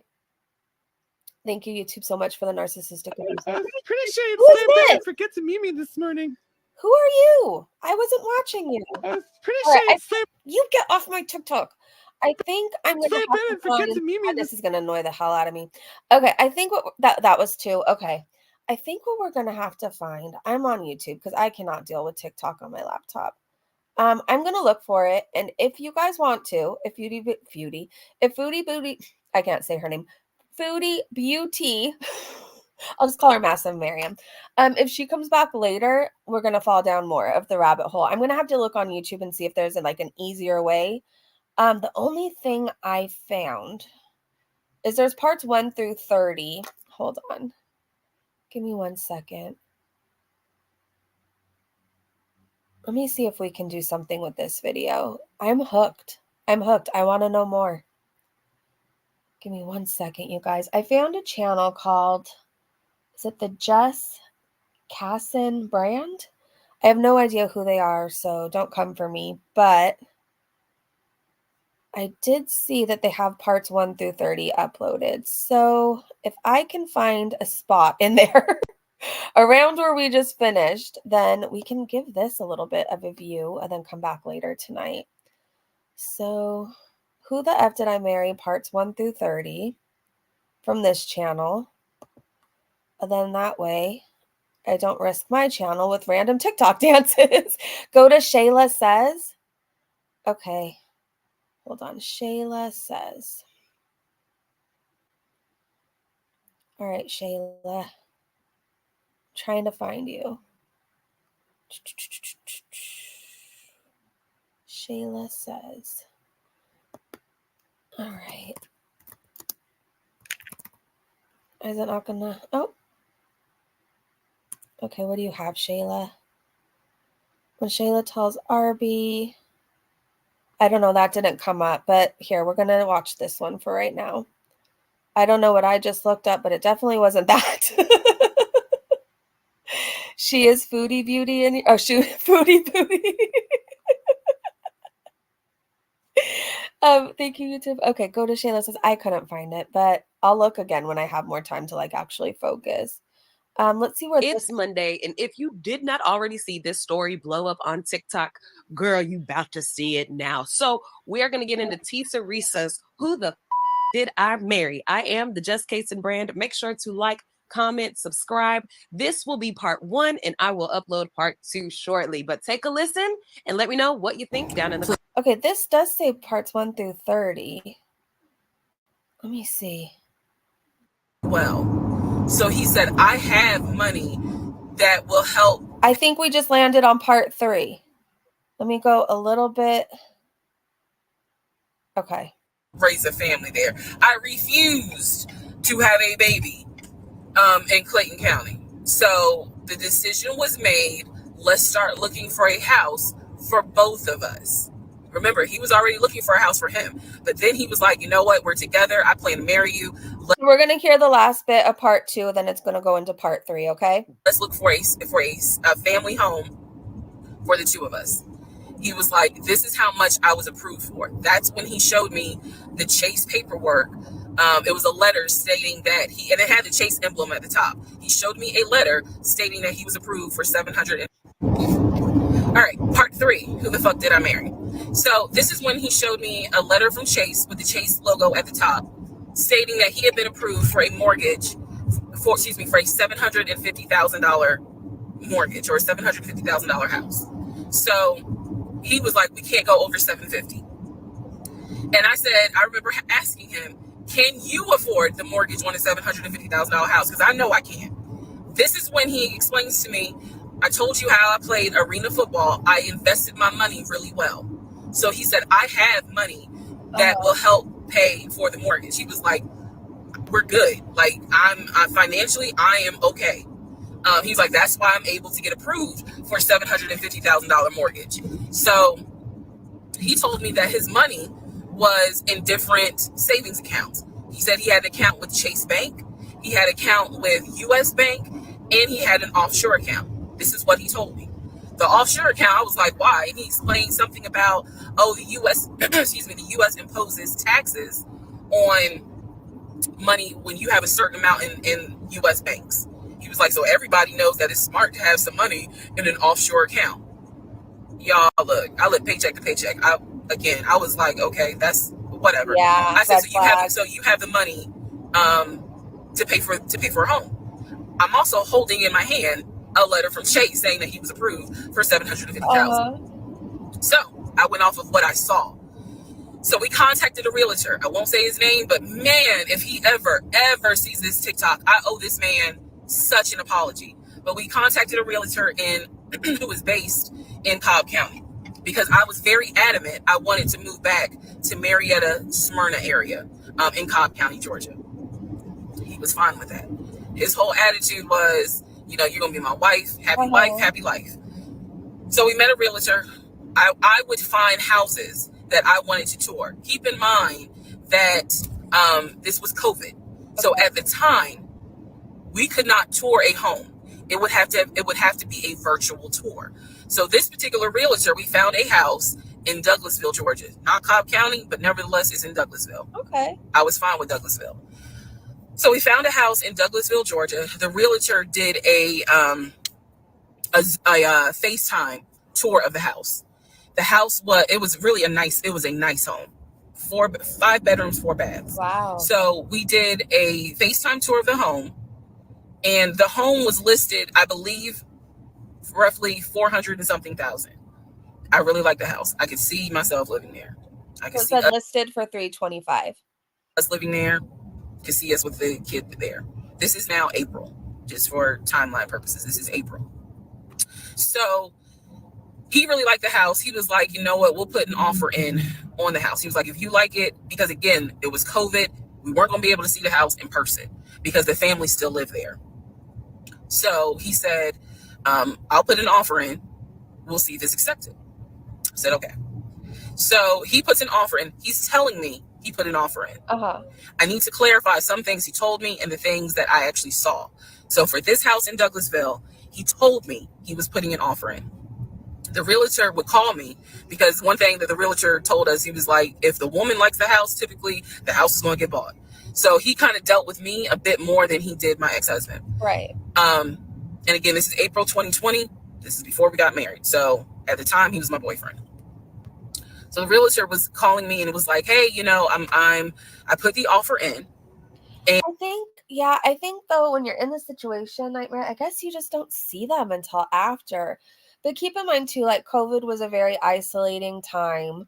This person's taking advantage of it. It's just, it's a lot. I spelled it wrong. It's Shayla says, okay, I'll look for that next. And what they're asking for is proof of funds.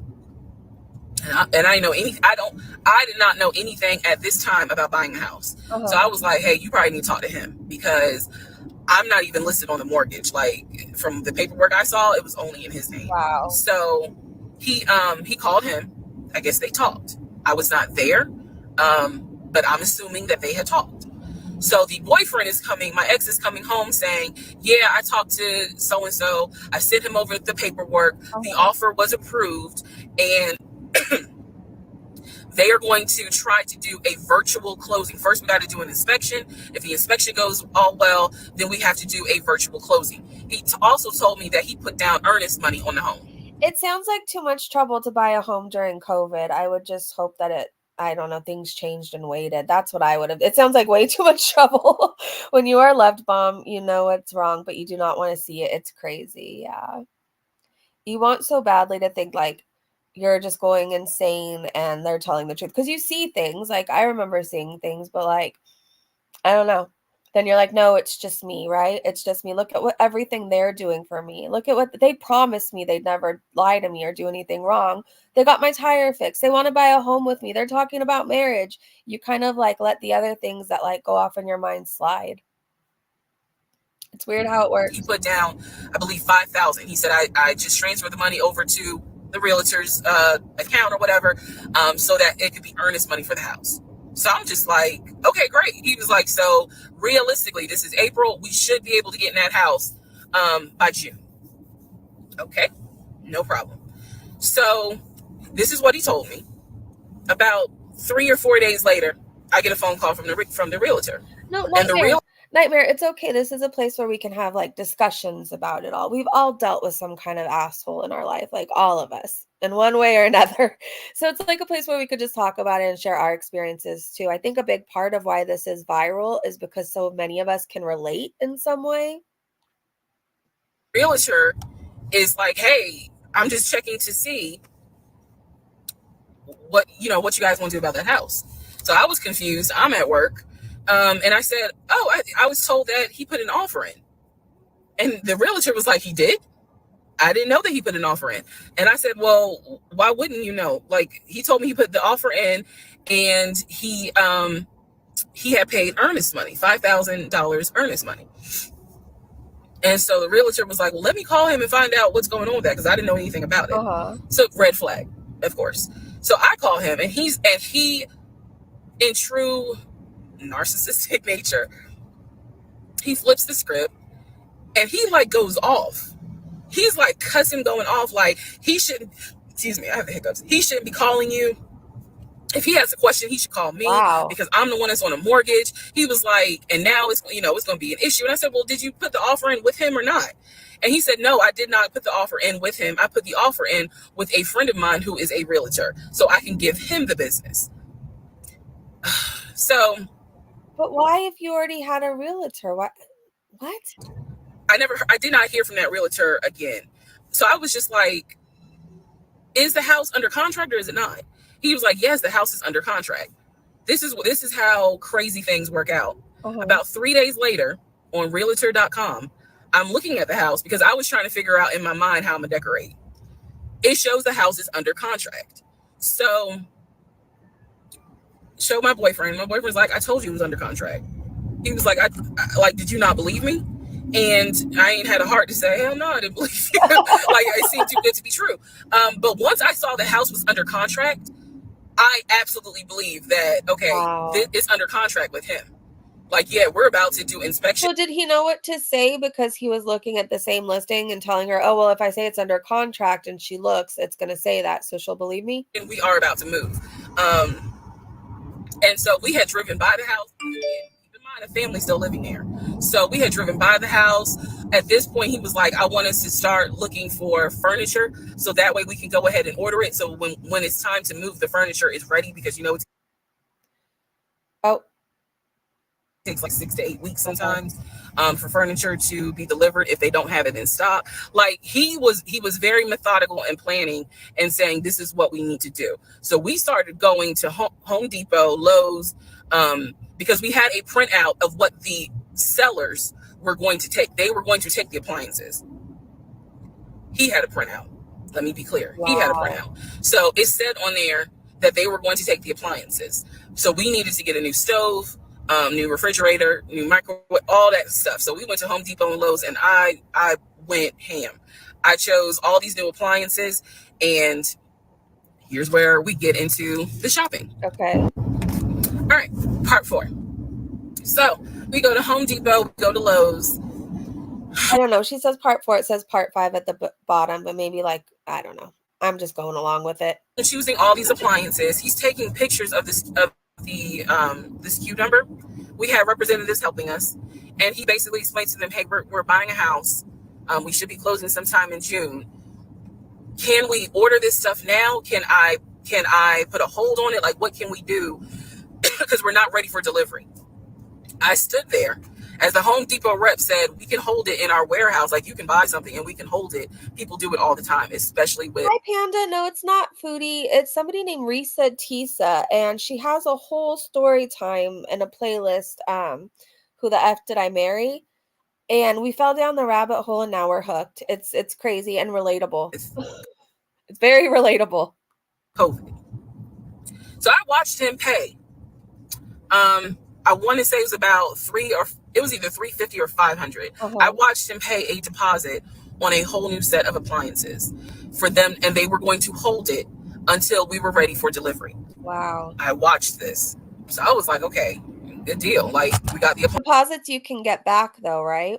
Appliances. Next, let's go to Rooms to Go and Ashley Furniture and find actual furniture.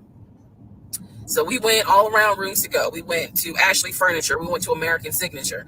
And I saw all these things that I wanted. Again, he's taking pictures of it. He was like, I can go online and order it. I didn't think anything of it because, again, I just saw that we held the appliances. Yeah. So I was like, okay, that's fine. So April turns into May. May 2020 comes. This is where things start to get a little interesting. Okay. May comes, and obviously we had not done inspection. And I'm asking him all the time, so what's the deal with the house? He was like, well, because of COVID, they're trying to get someone to do the inspection. But the guy that they had, it was always something. The guy they had caught COVID, so they're going to have to get somebody else. And he's like 15 houses backed up, so it'll be a while. So at this point in May, I know I look crazy. In this point in May of 2020, I started recording audio diaries. Okay. I don't know why. It was something just made me just start. Well, she did flash it up on the screen. It literally said radio diaries, I think. Recording my thoughts in an audio diary, and I still have them. And I would save them by the date, and I would just start talking about what's on my mind. So I was like, I knew there was something was nagging me, like, but I kept pushing it out of my mind. I was like, you saw, this is what I reminded myself. You saw him pay for the appliances. You know the house is under contract. You know that he told you that he's the one who put the house under contract. Yeah. Why would, like, I remember saying to myself, why would he lie about that? This is so easy to verify. It's such a crazy battle, and you're like convincing yourself you're insane, you're the problem, you're wrong, like you're seeing these things. Why don't you just believe them? Why would he lie about that? Have you caught him in any other lie? And at the time, the answer was no.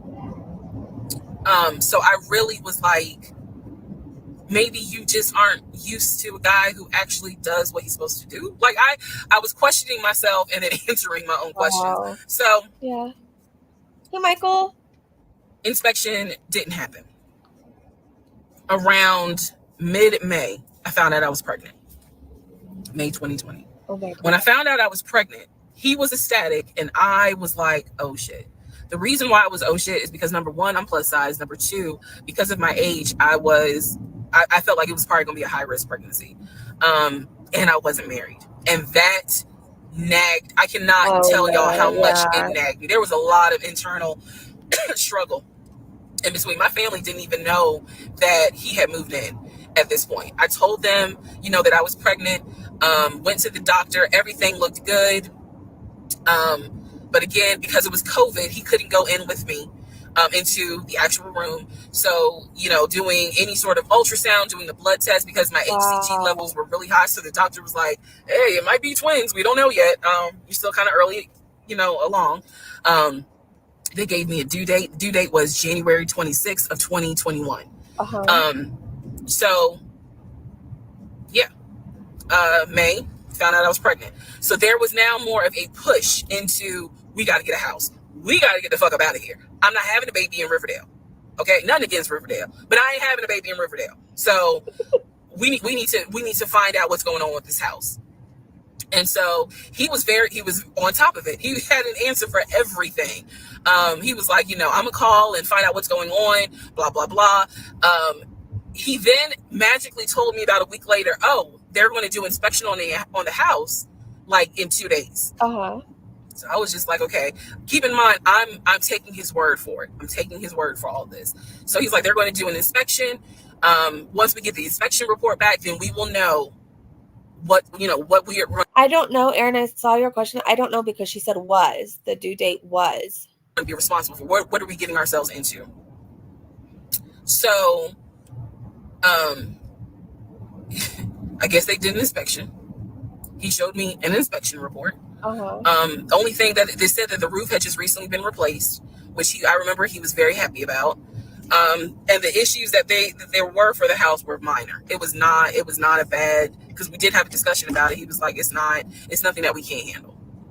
Right. Then he said that we were set to close the end of May. What's with Riverdale? The only thing I know about Riverdale is Archie and Veronica live there. That's the only thing I don't know. But Suburban Hillbilly said, I know where Riverdale is. It's no place to raise a child. I'm going to have to look it up now. We were set to close the end of May. He told me it was going to be a virtual closing. You're probably like, what the hell is a virtual closing? Because again, he's saying because of COVID, people are not closing in the office. They're doing a virtual closing where you would need to electronically sign the paperwork. This is what he's telling me. And so he was like, we're set to close like just before Memorial Day. And so for some reason, again, there's still that nagging part. For some reason, I didn't start packing. Anyone that knows me will tell you I hate moving. I've done it enough in my life. I hate moving. But I did not start packing up that house at all. I was just... Your intuition has been screaming at you and you felt it. Like, I'm pregnant. My body was changing so fast that it was like I can barely keep my eyes open half the day. And so, no, I didn't start packing. And I remember I did record, again, I was recording audio diaries just about every day. When something didn't sit right, I would verbally record it in the audio diary because I was like, I don't know what it is, but there's something. That was the theme of our relationship. I don't know what it is, but I know there's something. Yeah.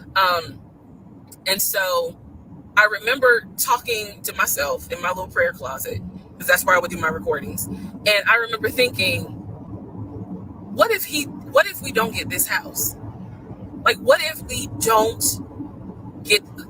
he's lying? But again, there goes that thought process of, why would he lie about this? Yeah. Like, who makes up that they're buying a house when in fact they're not? And then he's showing you all this paperwork. Like, come on, you can't be that jaded that you don't even believe what's in front of you. All right. If it makes you feel better, this guy sounds like a professional. Right. So now we're going to go into part 5. Okay, part 5. Okay, part 5. Who the fuck did I marry? So I'm questioning all this stuff in my head out loud on my audio diaries. And then once again, I'm like, but look at what he's giving you. Like, he's paying. It wasn't a question about money. Yeah. It was just a question of, are we really about to move into this house? And keep in mind, he's paying all the household bills. He still is. So we were supposed to close before Memorial Day. We didn't. There was an excuse. There was always an excuse with him. Always an excuse. And I didn't know enough about the process to question stuff, because I really wasn't involved the way I should have been. And it was giving me a lot of anxiety. So I'm pregnant with a lot of anxiety. That's not good. And if I'm gonna be 100% honest with y'all, I was not expecting that I was probably going to have a healthy pregnancy, because I was stressed.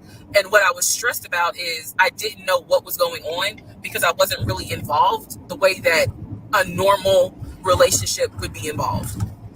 Just being honest. So we did not close we moved now into June. This is now going into June.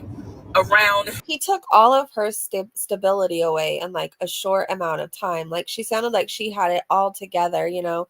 She was doing well. She had a really nice house. And then she had things going for her in her life. And now it's just one ball of uncertainty, anxiety. He literally is taking things from her. June 5th, I looked at the house again on realtor.com. I don't know what made me do it, other than, and I don't mean to sound super spiritual. I know that people are like, you know, you may or may not believe in God, but I'm telling you, I believe with all my heart. Probably the Holy Spirit was like, look at that house on realtor.com. So I looked at the house on realtor.com. This was around June 5th. It showed that the house was off the market.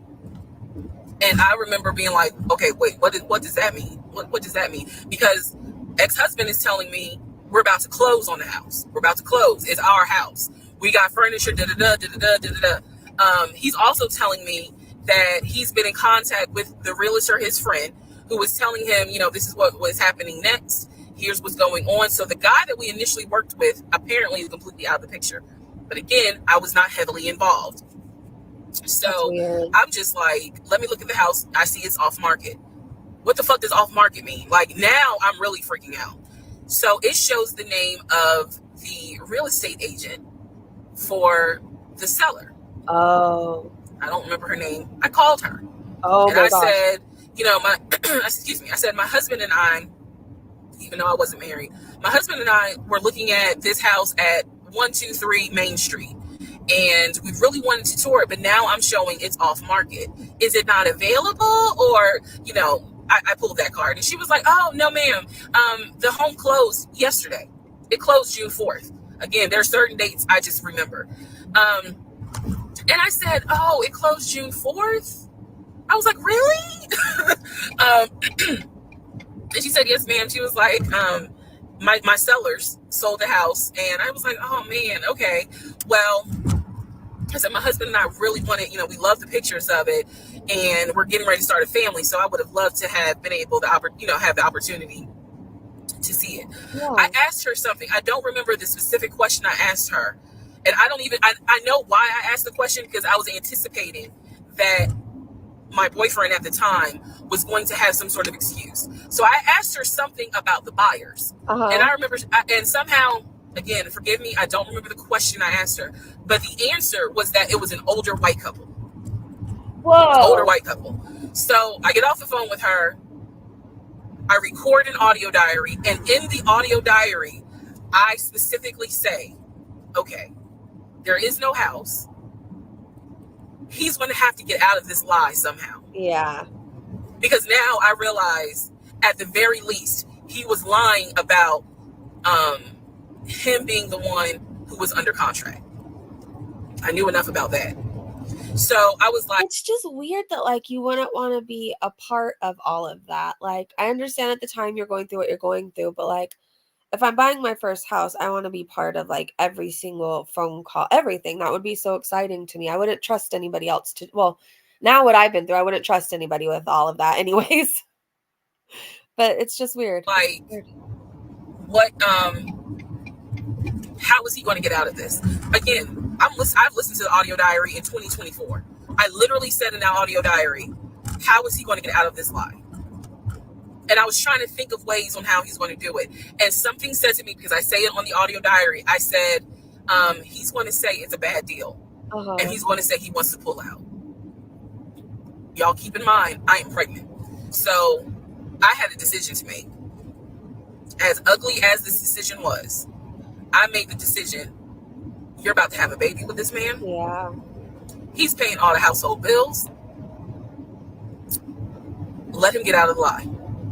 And that's what I guess did. it's that part too, where they're like actually paying bills and stuff like that, where you're like extra trusting, I guess. She's, you know, in her eyes, like, why would he lie about this? I purposely made the decision that I knew he was going to come back, and I knew he was going to give me some bullshit on why he couldn't buy the house, because he didn't know that I knew that house is already sold. The house is already sold. And this is the part where I said, I'm gonna be honest, even though it's gonna make me look bad, because most women in their right mind would have been like, I'm out. Yeah. And I didn't. It's okay. I purposely made the decision that I knew he was going to come back, and I knew he was going to give me some bullshit on why he couldn't buy the house, because he didn't know that I knew that house is already sold. The house is already sold. And this is the part where I said, I'm gonna be honest, even though it's gonna make me look bad, because most women in their right mind would have been like, I'm out. Yeah. And I didn't. So, sure enough, he came home. He didn't really say anything that day. The next day I asked him about the house, and he said, my friend, the realtor, he was like, I'm talking to him because something's going on with the interest rate. And when he said that, I felt so much relief, because I knew that I had been prepared for he's going to give me some bullshit. So when he said there's something with the interest rate, I said, you know what? This is literally what I said, y'all.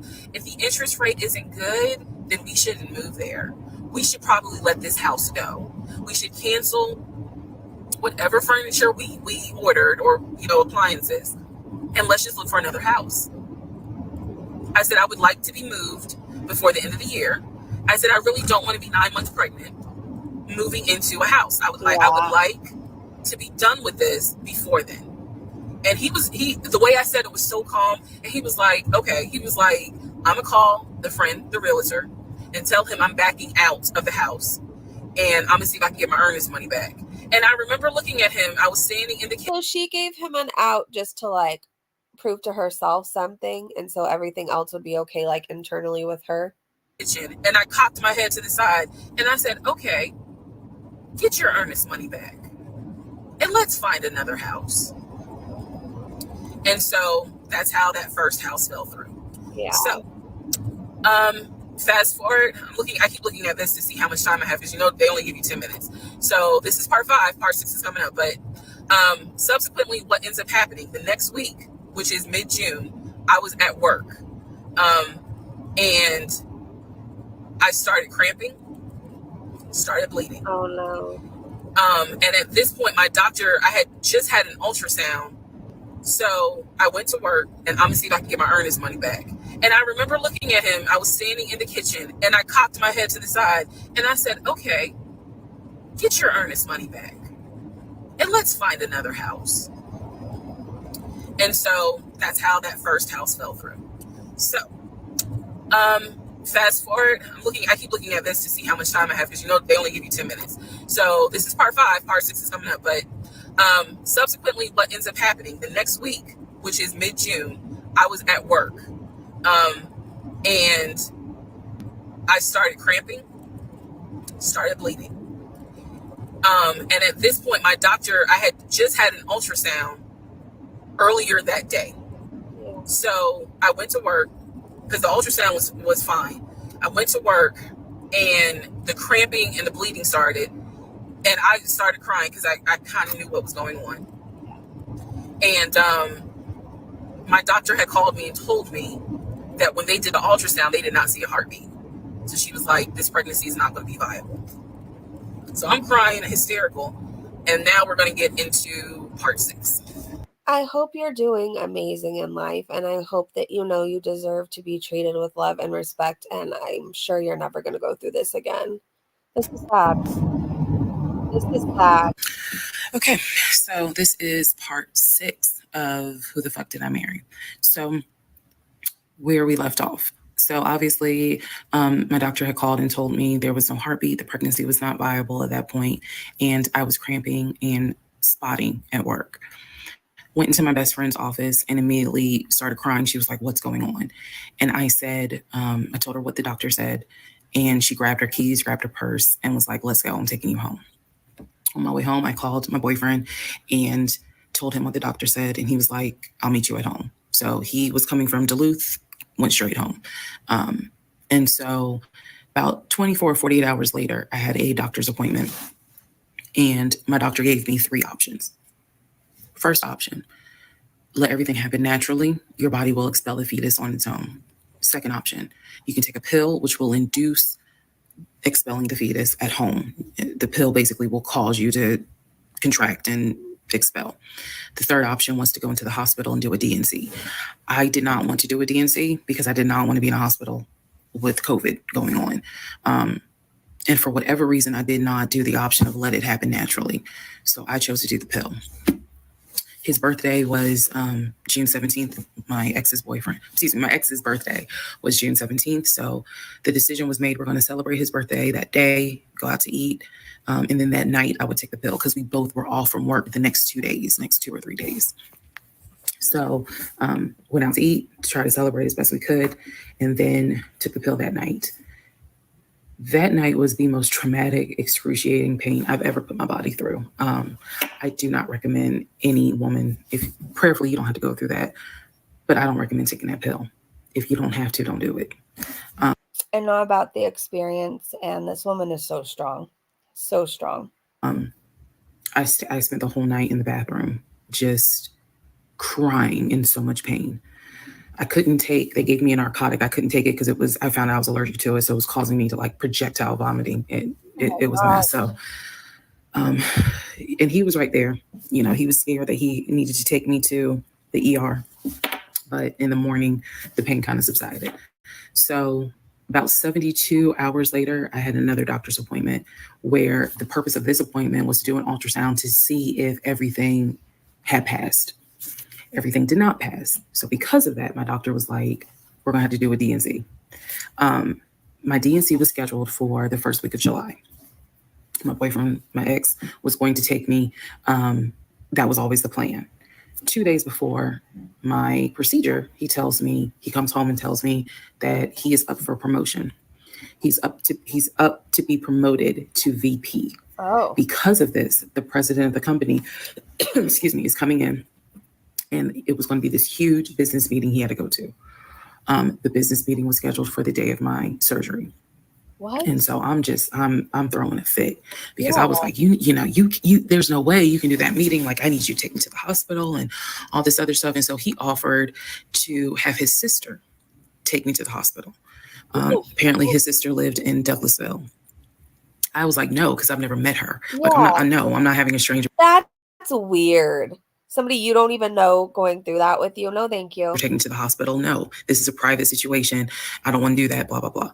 So my aunt had offered to take me.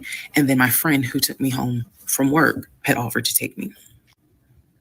So at that point, We get into an argument because he's like, my sister is, you about your family, so why can't she step in? And I was like, nah, because I don't know her. Yeah. Period. I don't know her. So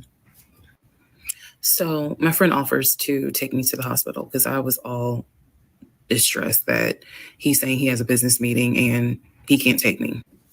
So I remember being on I-75. That's so fucked up. On the connector, on the phone with her crying because I was so embarrassed that he wasn't going to be the one to take me, and that I was needing to rely on someone else to take me to the hospital in order to get a D&C done. And she was really great. She was like, girl, this is why you have a village. Like, it's okay. Things happen. The world is crazy right now. I will take you. You're going to be okay. At least, of all the shit she's been through with this person, she has really good friends. So he did not take me to the hospital for my D&C. Asshole. My friend did. She could not stay because of COVID protocol. So when they wheeled me into pre-op after I got checked in, I texted him and was just letting him know, hey, here's the update. I'm about to, I'm in pre-op. They're going to get me prepared to go back to the surgical ward or whatever. And the response I got was from his new executive assistant named David. What? Now, when he told me he was up for the promotion, he did tell me that part of getting this new job would be that he would get an executive assistant named David. Uh-huh. And he did tell me, I'm going to make sure that I inform David, if you get a text from this number, meaning from me, pull me out of the meeting. Because, my fiance is having a procedure done and I'm picking her up. So it's important that you come get me if it's something serious. So I text him. David responds. He said, yeah, Mr. Blah, blah told me that you are having a procedure done. If you need me to get him, I can go get him. He's in a meeting. Just let me know what you need. And I just said, no, don't bother him. I'm just giving an update that they're about to take me back. And David responds and says, I'm so sorry you're going through this. Please let me know if there's anything I can do. So I have the procedure. I wake up and I am now in recovery. I should be in recovery 45 minutes up to an hour and a half. Uh-huh. I wake up, first thing I ask, and I remember asking, is where is so-and-so? The nurse who was so sweet, she was like, everything went well. You're doing great. She said, we spoke to your fiance. He's on his way. So I said, okay, I kind of dozed back out, but I could still hear everything that was going on. I just could not keep my eyes open to save my life. Yeah. So I hear her talk to the other nurse. And that's when she said, yeah, Dr. So-and-so called her fiance and his executive assistant picked up. And the executive assistant said that he was in a business meeting and that, you could relate to him what you need to say and he'll tell the fiance. And my doctor was like, hell no, HIPAA, I need to speak to him. So apparently my fiance called the doctor back about 30 minutes later, and the doctor informed him she'll be ready to be discharged in about an hour. You can make your way and come pick her up. He said he was on his way. He was on his way from Duluth to Atlanta, which is not a huge distance, but the time of day, one thing about Atlanta, there's always traffic. So he should have been there within the hour. I should have only been in recovery an hour and a half. Let's go to the next part. Oh, no. Part 7. Who the fuck did I marry? So he should. Sorry, you guys. I know I talk a lot more, but I'm so into this story right now. I should have been in recovery at Northside Hospital for about at most an hour and a half. Subsequently, He wasn't there. He's such an asshole. This guy is such an asshole. I hope he stubs all of his toes today wherever he is. Ended up being in recovery between 3 to 3.5 hours. The nurses kept calling my ex, asking what's the status, because they were actually getting ready to do a shift change. So they kept calling, asking what's the status, like, where are you? I want to say that they called a total of 3 times and they spoke to him twice. Okay. So at this point I knew that they were all like, where's her fiance? Like, what is going on? He said he was stuck in traffic, and so he was making his way there. He eventually did get to Northside Hospital, and they wheeled me down because, again, he couldn't come in just because of the protocols. So when I got in the car, and I'm in pain, but yet drugged up, couldn't keep my eyes open, I was just out of it. But I remember him calling my aunt and my mother and letting them know I picked her up. We're on the way home. let me get her settled, and then I'll give you guys an update. I remember that. What I did not know was that he had texted my aunt and my mom and asked them to not bother me for like a week. Like, just please don't reach out to her. Let her just rest. I am from New Jersey. I am from an African American family. You don't tell my Black mama or my Black aunt that, please don't bother her for a week. That's so weird. I didn't know this at the time, but I'm just interjecting that part. I'm trying to say in the timeline, but he did apparently do that. And my aunt was like, "Why will fuck you up?" Anyway. Good. So go home. He waits on me hand and foot. I recover. Just needed about 24 to 48 hours to just get my mind right. During this time, in between when the house in Douglasville fell through, we had not talked about a house. So I guess it was about a week later after the DNC, he decides that, do you want to start looking for a house? Excuse me, I have hiccups, y'all. Do you want to start looking for a house again? It's just weird if you think about it. Like, for one thing, we're only on part 8. So like I saw your comment, Freya. I'm scared too, like how much worse this gets. But like all these red flags, when somebody's like taking things from your life one by one, then suddenly telling your family, don't contact them, let them reach out to you. It's weird. Like, that person has bad motives. Because of what happened. Don't let any relationship take you away from your family.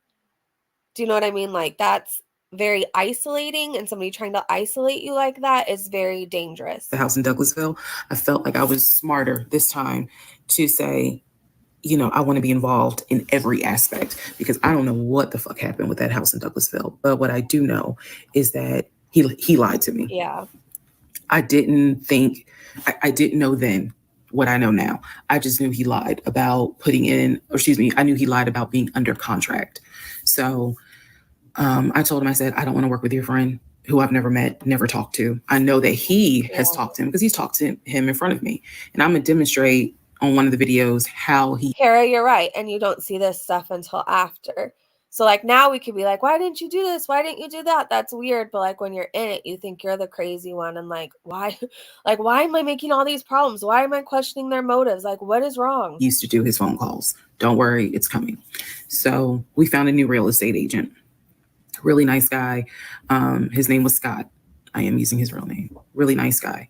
And we told him what the budget was. And Scott was like, okay, when you guys are ready, we can start looking at houses. Try to look for houses that are empty because you can actually tour those. If it's a house where someone's already living in there, chances are it's going to be a virtual tour because of COVID. Yeah. So I found a house that I absolutely, in total, we must have looked at about 15 houses. But I found a house in Smyrna that I absolutely loved. We toured the house. Everything about this house was perfect. The house was listed for $699,000. It was a brand new construction build. The only issue was that the basement was not finished, and he wanted the basement to be his man cave. Oh gosh. Again, I went with him to tour this house.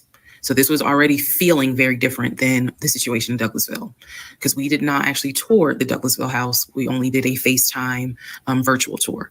This house in Smyrna, we toured. We toured this house more than once. And it was gorgeous, fucking gorgeous. So we talked about it. He said that he had the money. Again, the price was $699. He said he felt comfortable putting in an all cash offer.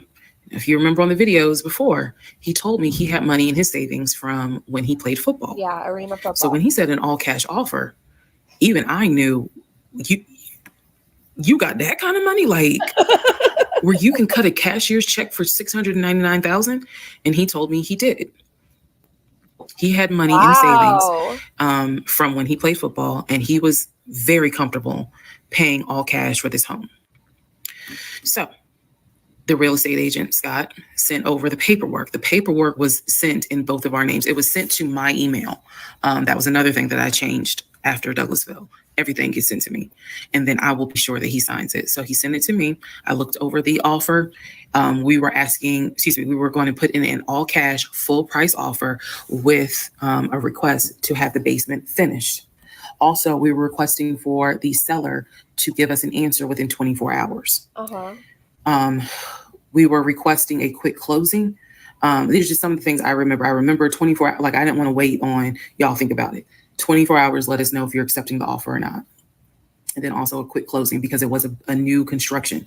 So we didn't have to wait for the current tenant to move out. We didn't have to do that. So I watched in our bedroom as he pulled it up, because it was a electronic document. He signed his name to the offer for $699,000 cash. He requested again, the seller let us know in 24 hours if they were accepting the offer. So we submitted the offer at around 6 p.m. We were requesting that by 6 p.m. the next day, they let us know if the offer was accepted or not. I watched him sign the offer. I sent the offer back to Scott from my email. All parties had signed. Scott texted us and said, I got it. I'm submitting it. I will let you know what they say. Let's go into part 7. Okay, part 7. Sorry. Let's go into part 8. Good grief, this is getting long. So we're going into part 8. We're going to watch part 8. And then I think what we're going to do is, if you guys are available for a late night stream, we could watch more, because I can't get enough of this story. I think it helps because she's so descriptive and it feels like you're kind of there for the story. Okay, so I just want to clear up some things that I realize is kind of creating some confusion. So just allow this video to serve as a stop sign. Let's clarify. First of all, the story, background. He was born in Philly, raised in Philly, and moved to Augusta. Story is that he moved to Augusta for high school. After high school, he went to college at San Diego State, enjoyed San Diego State, stayed in San Diego for quite a while. Got married out in California, had a house in California, played arena football out in California, but his family was back here in Augusta, Georgia. He still had a lot of family up in Philly, but for the most part, he had a sister in Augusta, he had a sister in Douglasville, he had a brother in Baltimore, he had another brother in Philly, and he had a brother in Nashville. So I just want to clarify that in terms of not the demographics, but the geography. Born in Philly, came to Augusta for high school, went to San Diego State for college, played football, stayed at San Diego, got married out there, but still had quite a bit of family here in here in Georgia. He also had a sister, I think I said, who lived in Douglasville. I have physically met his aunt who lived in Augusta. I've met his brother who lives in Augusta. I have spoken on FaceTime with a brother who lives in Baltimore. And then I will demonstrate how he used to talk to the brother that lives in Philly. That's coming up. You haven't missed that. In terms of the proposal, you did not miss the story of the proposal. I simply didn't want to share it because it was embarrassing. Basically, he gave me 3 ring options. We went to a jeweler at the Mall of Georgia. He had me pick out 3 rings. I told him which one I liked the most because I knew it wasn't a romantic proposal at all. I knew which ring I liked the most. I told him which one. He basically said, when I'm ready, I'll give you the ring and I'll propose. Fast forward about... But I'm going to be really upset if it wasn't a Tiffany ring. I guess it was summer because I was actually... If you know, you know. Pregnant when the ring came. We were sitting at the dinner table. He took the ring box out of his pocket, slammed it on the dinner table. And I was like, what is this? He was like, open it. I opened it. Inside was the ring that I had wanted, that I had chosen at the jeweler. And he was like, all right, so this means that you're going to be my wife. Oh, wow. I was pregnant. So again, when I asked y'all to give me grace, it's because there are certain things that's just like, girl, what was you thinking? Trust me. There's no excuse. So there was never a, will you marry me? It was more of a, we're living together. We're having a baby together. We need to get married, because the backstory also was that his dad was a retired police officer, but at one point his father was a pastor. So he could quote the Bible like nobody's business. As we all know, so Oh. can Lucifer. But anyway, he could Ooh, quote the that Bible part like right there. So can Lucifer. So can Lucifer. no one's business. And so that's how we ended up engaged. And I was wearing a ring. I will find a picture and I will try to post it. But I was wearing the ring. Don't worry, there's more to that story as well. So just wanted to clarify some things for the people who were like, wasn't it weird that he had a sister who lived close, but he's from Philly? So I just wanted to definitely bring clarity to what he told me was the backstory. So Kara says to pay attention, like remember all the people she talks about because they come back in her story. Okay, I'm gonna watch one more, then I have to go for now. But if you guys are down to go even further down this rabbit hole later, like maybe a late night stream, we can finish everything probably. Oh, it's 4 hours long. I don't know if we could finish everything, but we could cover a lot of it later. We could cover a lot. Born in Philly, came to Augusta for high school, went to California for college, played football at San Diego State, played football and arena football, worked at Apple, and then joined the condiment company in California, who then transferred him back to Georgia. He was married in California, and he told me he got divorced in California. That is important as well. That will come up again later. Okay. And so the ex-wife, at this point in time, at the time that I'm telling you, part 7, which is the last video I just posted, the ex-wife lived in California with her 2 kids, his 2 stepkids. The 2 stepkids were 17 and 20 or 21, but they were that age group. And he was saying that he was very close with them. So he wanted to keep a tight relationship with them. Okay. And he talked to them, if not every day, every other day. When I say, when I say this, I need y'all to understand. When I say that he talked to someone, it means that he was on the phone in front of me talking to the person. I hope that because I will touch back on this. Okay. He was on the phone in front of me talking to the person. So he talked to his siblings every day. He talked to his aunt almost every day. He talked to his family the way I talk to my family almost every day. And again, I will demonstrate how he used to do the phone calls. I will also demonstrate how he used to do the work phone calls. Okay. Because he called me every single day from work. And he would talk to people while he was on the phone with me. I learned the hard way. When they say they're at work, it doesn't mean they're there. When there's other people, it's probably there are other people they're cheating with. I could hear people in the background. But that's a whole nother part. So again, buckle your seats. I promise I'm reading your comments, I'm reading your questions, but I wanted to bring this video just to clarify some stuff. Hopefully this helps. And honestly, I hope. Isn't it addicting, you guys? I am so into this story. I know people are fascinated by this, but more than anything, I hope that there's a woman watching this and she's saying to herself, okay, it's time for me to ask some questions. That part right there. That's my hope. I think that you've helped a lot of people. You've helped a lot of people more than you know. There's somebody out here who needs to hear this, and you helped a lot of us feel not so stupid, at least for me. All right, part 8 of Who the Fuck Did I Marry? So we submitted an offer on the house in Smyrna. I sent it over to Scott, our realtor, and next day comes, Scott asks if we can take a phone call. So he calls us and tells us that the offer was not accepted and the builder did not do a counter offer. We don't exactly know why. We don't exactly know why he didn't accept it, but the bottom line is that we figured out later on that he didn't want to finish the basement. So the offer was not accepted. The house fell through. Again. I was okay with that because, again, I knew he had put in an offer. So we continued looking at other houses. We found another house in Smyrna that he really liked. I thought that it was way too big for just the 2 of us. And so the price of this home was much higher than the $750,000 that Chase had approved for the mortgage.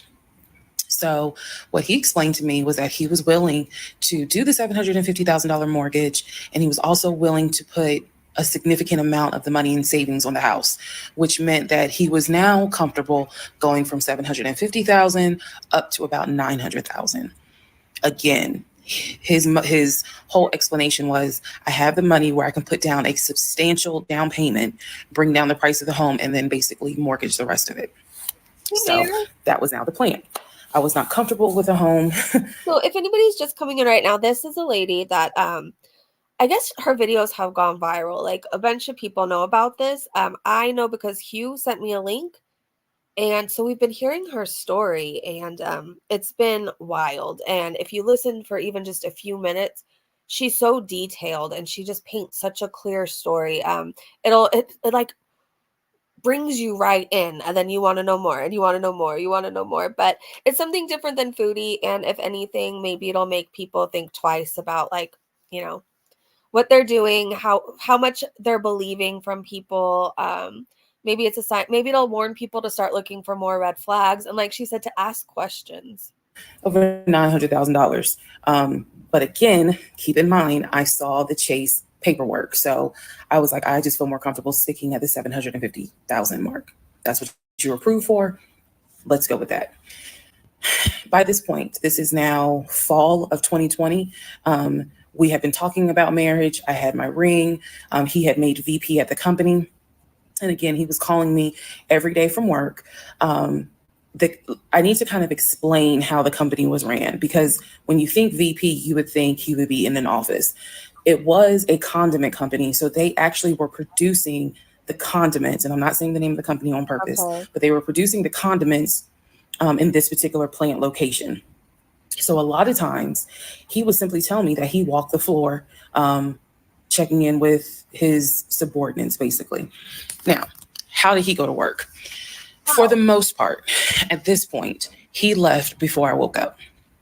However, pretty much he wore dress pants, kind of like a dark navy blue cargo pant. And he had a polo shirt with the company logo on it.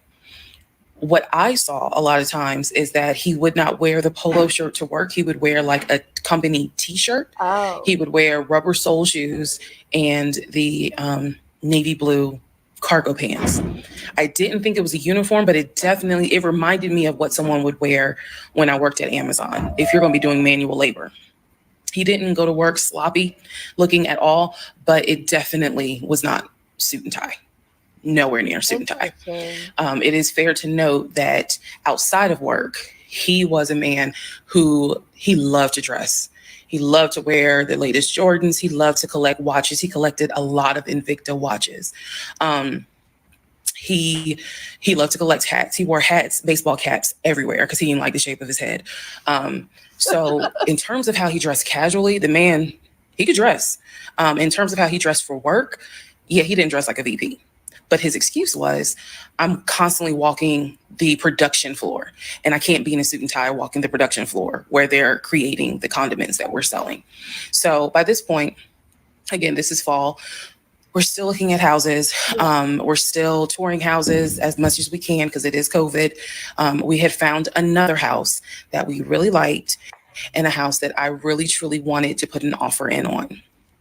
This was now going to be the second house that we put an offer on. He put in the asking price, I believe, was about 700,000. He put in under asking an offer for about 650,000. I'm guessing, but I'll try to find the house and put it on this and put it on the story. The reason that house fell through, we found out that the home was sitting on a septic tank. We found out that the septic tank had an issue, and it would have taken about $15,000 to $20,000 to fix the septic tank. The sellers were not willing to fix the septic tank. Personally, I didn't really care for the house that much. I'm the one who was like, I don't really want it. So even though we put an offer in, we had 24 hours where we could pull our offer back. And so we did. Once we found out, I believe it was in the disclosure. And if you're a realtor, please feel free to tell me if I'm using the wrong terminology. But I believe it was in the disclosure that they told us the septic tank needs to be replaced. That's when I was like, nah, I don't want that house. So we pulled out. The house fell through. And so I was fine with it because, again, I was heavily involved. I saw him sign the offer. I knew every step of what was going on. Our real estate agent, Scott, was amazing, but you will see when I get to it where he made a mistake as a real estate agent. So house number 2 fell through. We then moved on, saw a few more houses, And then we get to house number 3. I'm going to pause talking about the houses because now I need to introduce what happened with the cars. Oh my gosh. Stay tuned. There's problems with cars too? All right. You guys, I'm never going to stop watching this. This is better than any book, any reality TV, anything I'm watching right now. Hey, Fairy. My brother has about 15 Invicta watches. I don't even know what they are. I'm not a watch. Hold on, let me look it up. I'm not really a watch person. Invicta watches. Are they supposed to be like a Rolex or something? Okay. I'm just nosy. Oh, I mean, it's a watch. Oh, they have a Superman one if you're interested. Yoda, Disney, Marvel. How much are they? Let's look up this Yoda one because it's cute. Oh, they're like $49. Oh, some are $79. There's one for $179. I mean, they're okay. Some are kind of cute. Okay, I'm done looking. This is a great show. It's really cool. They're not expensive. Yeah, they're cool though. They look affordable. There's some that are cute if you're like a watch person. I think the last watch I used to wear Roxy ones. That's what I used to wear. Okay, I have a feeling I'm going to watch a little bit more of this, and then I have to make myself go do something. We'll come back tonight. Well, okay, you guys make me stick to this. We're going to watch one more, and then we'll come back and do a late night stream. The fuck did I marry? So we're pausing on the house stuff. Let me tell you about the car. So when I met my ex-husband, I was driving a 2012 Nissan Rogue, fully loaded. It had quite a few miles on it, but it got me from A to B. It was in good condition, but I was upside down in the car. He was driving a 2018 Ford Taurus. Sport mode. I know he had a sport mode on the car, and I love driving that car. Sport mode. When he told me how he was a regional manager, he told me that one of the perks that came with the job was that he would be getting a company car. And so, and not just any company car, a sport mode. We spent time going to Range Rover of South Atlanta. We spent time going to Jaguar. We spent time going to BMW. We spent time going to Ford, which was on Mount Zion in Morrow, if you all are familiar with that area. He test drove a whole lot of cars. In the end, he decided on a BMW sedan. I was there when he test drove the car. I got in the car with him. I loved it. And he explained to the salesperson, I'm getting a company car. I need to get a printout of the full price of the car, tax tag and title. So anyone could do that. Like I could go test drive a car, let's say, and I could tell him a story. Oh, I'm getting a company car and I really like this one. Because what my company is going to do is wire over the money for the car. The salesperson was like, okay, apparently that happens a lot. So he gave him a printout with the tax tag and title for the car. In front of me and the salesperson, he called the person in the finance department for his job. Obviously, I have no idea what this person's name is, but he called the person. He explained to them, this is the amount of money. He said the president of the company, so-and-so, has authorized for him to get a car, not spending more than, I think, $90,000 tax tag and title. The BMW came out to just under $90,000. And so I remember this conversation so fucking vividly. So he's on the phone in front. I'm sitting down, the salesperson sitting down at their desk, and he's like, they put me on hold.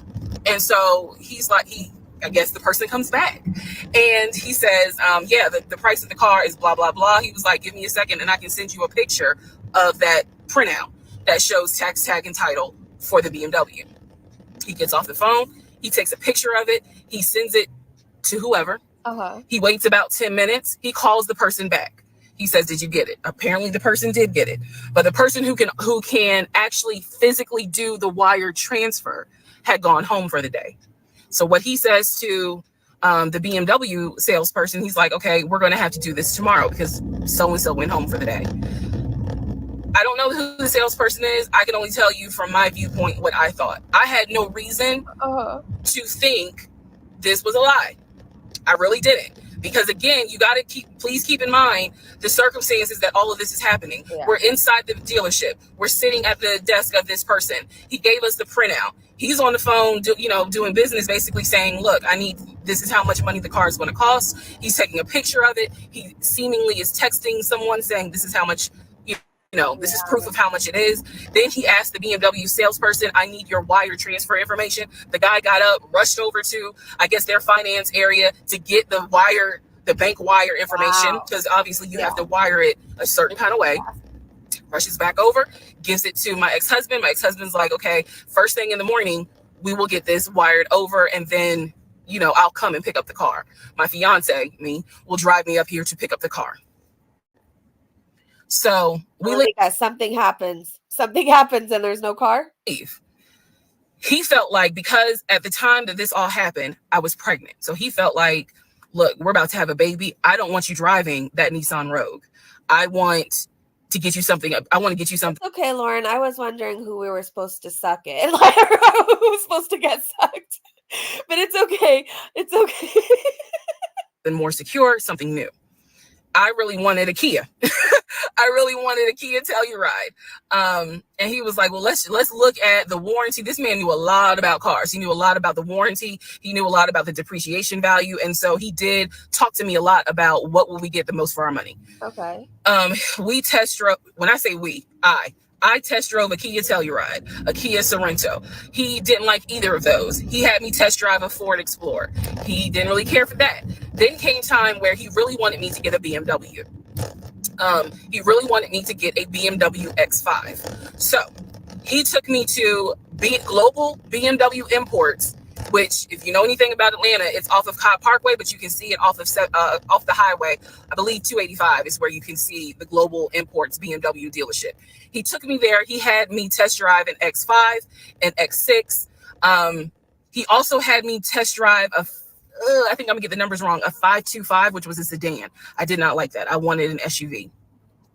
I loved driving the BMW. He also had me drive an M Series, test drive an M Series. So he was very adamant that I should get a BMW. The reason being is because, according to him, he had a BMW in California when he lived in San Diego. He had a BMW that he loved. It was a white BMW. What the F has he actually done since San Diego? Everything from San Diego. He showed me pictures of the BMW. So he showed me pictures of this white BMW that he had. And unfortunately, the car got totaled about 2 months before he moved to Georgia.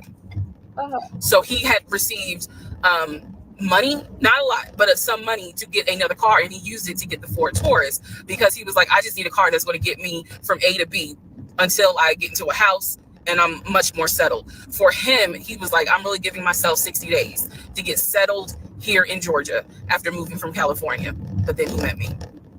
Again, that's the story. So he had me test drive the BMW. So much so, I loved the BMW. Loved it. I wanted a dark blue BMW with cognac interior. I wanted an X5 and I wanted an M Series. So I can clearly tell y'all that's exactly the car I wanted. We were online looking for that particular car because not every dealership had it. I was okay with a black BMW if needed. But I really wanted dark blue, and I really wanted that cognac colored interior. So he felt like, I want you to consider all of a sudden an Audi Q8. Let's just see how you like it. If you don't really like it, then we will go back to the BMW. I cannot tell you why he switched up. Why? I know. I can't. But I can tell you he took me to an Audi dealership on Peachtree Industrial. I think he switched it up because you actually liked it. I don't know. This guy's weird. He test drove an Audi and I test drove an Audi Q8. I loved the Q8. Loved it, loved it, loved it. But I was tired of test driving cars. By this point, I had test driven so many cars. Our weekends were spent either looking at a house or test driving cars. And I was picky, I will admit that. So he had me test drive the Q8. I really liked it. I finally just told him, look, I'm good with either the BMW or the Audi, because I'm tired of test driving cars. He told my family he was buying me a new car because, keep in mind, let me let y'all know. He had met my family initially on Zoom because, again, we were locked down. He had met my family. He also I saw the comment. This does seem like a lot of work. It seems like a lot of work for one person to keep up all these lies. But remember, people like men like that, they like the thrill of manipulating, lying, cheating. It's the thrill of the chase, her playing along, thinking she's actually going to get these things. It's all a big game and they get off to it. also had met my family in person, because at this point it was like, look, if you're not showing any symptoms, maybe we can do family dinner. And so he had met my family in person. And now we will go ahead and move towards part 10 of this series. Oh my gosh. Okay, I have to go. Okay, part 10. If I don't make myself go right now, I am never going to move my ass. I'm never going to move my ass. If you guys want, we can do a late night stream and watch a bunch of these. We'll have a dedicated stream just to like this if you guys want to. I don't know why people are so drawn to BMW and Audi. They're expensive to maintain too. That's what I've heard. I don't know. I want a hippie bus or like a Chrysler 300. Those would be my cars. I really like the older El Caminos too, like the blue ones. They're really cool.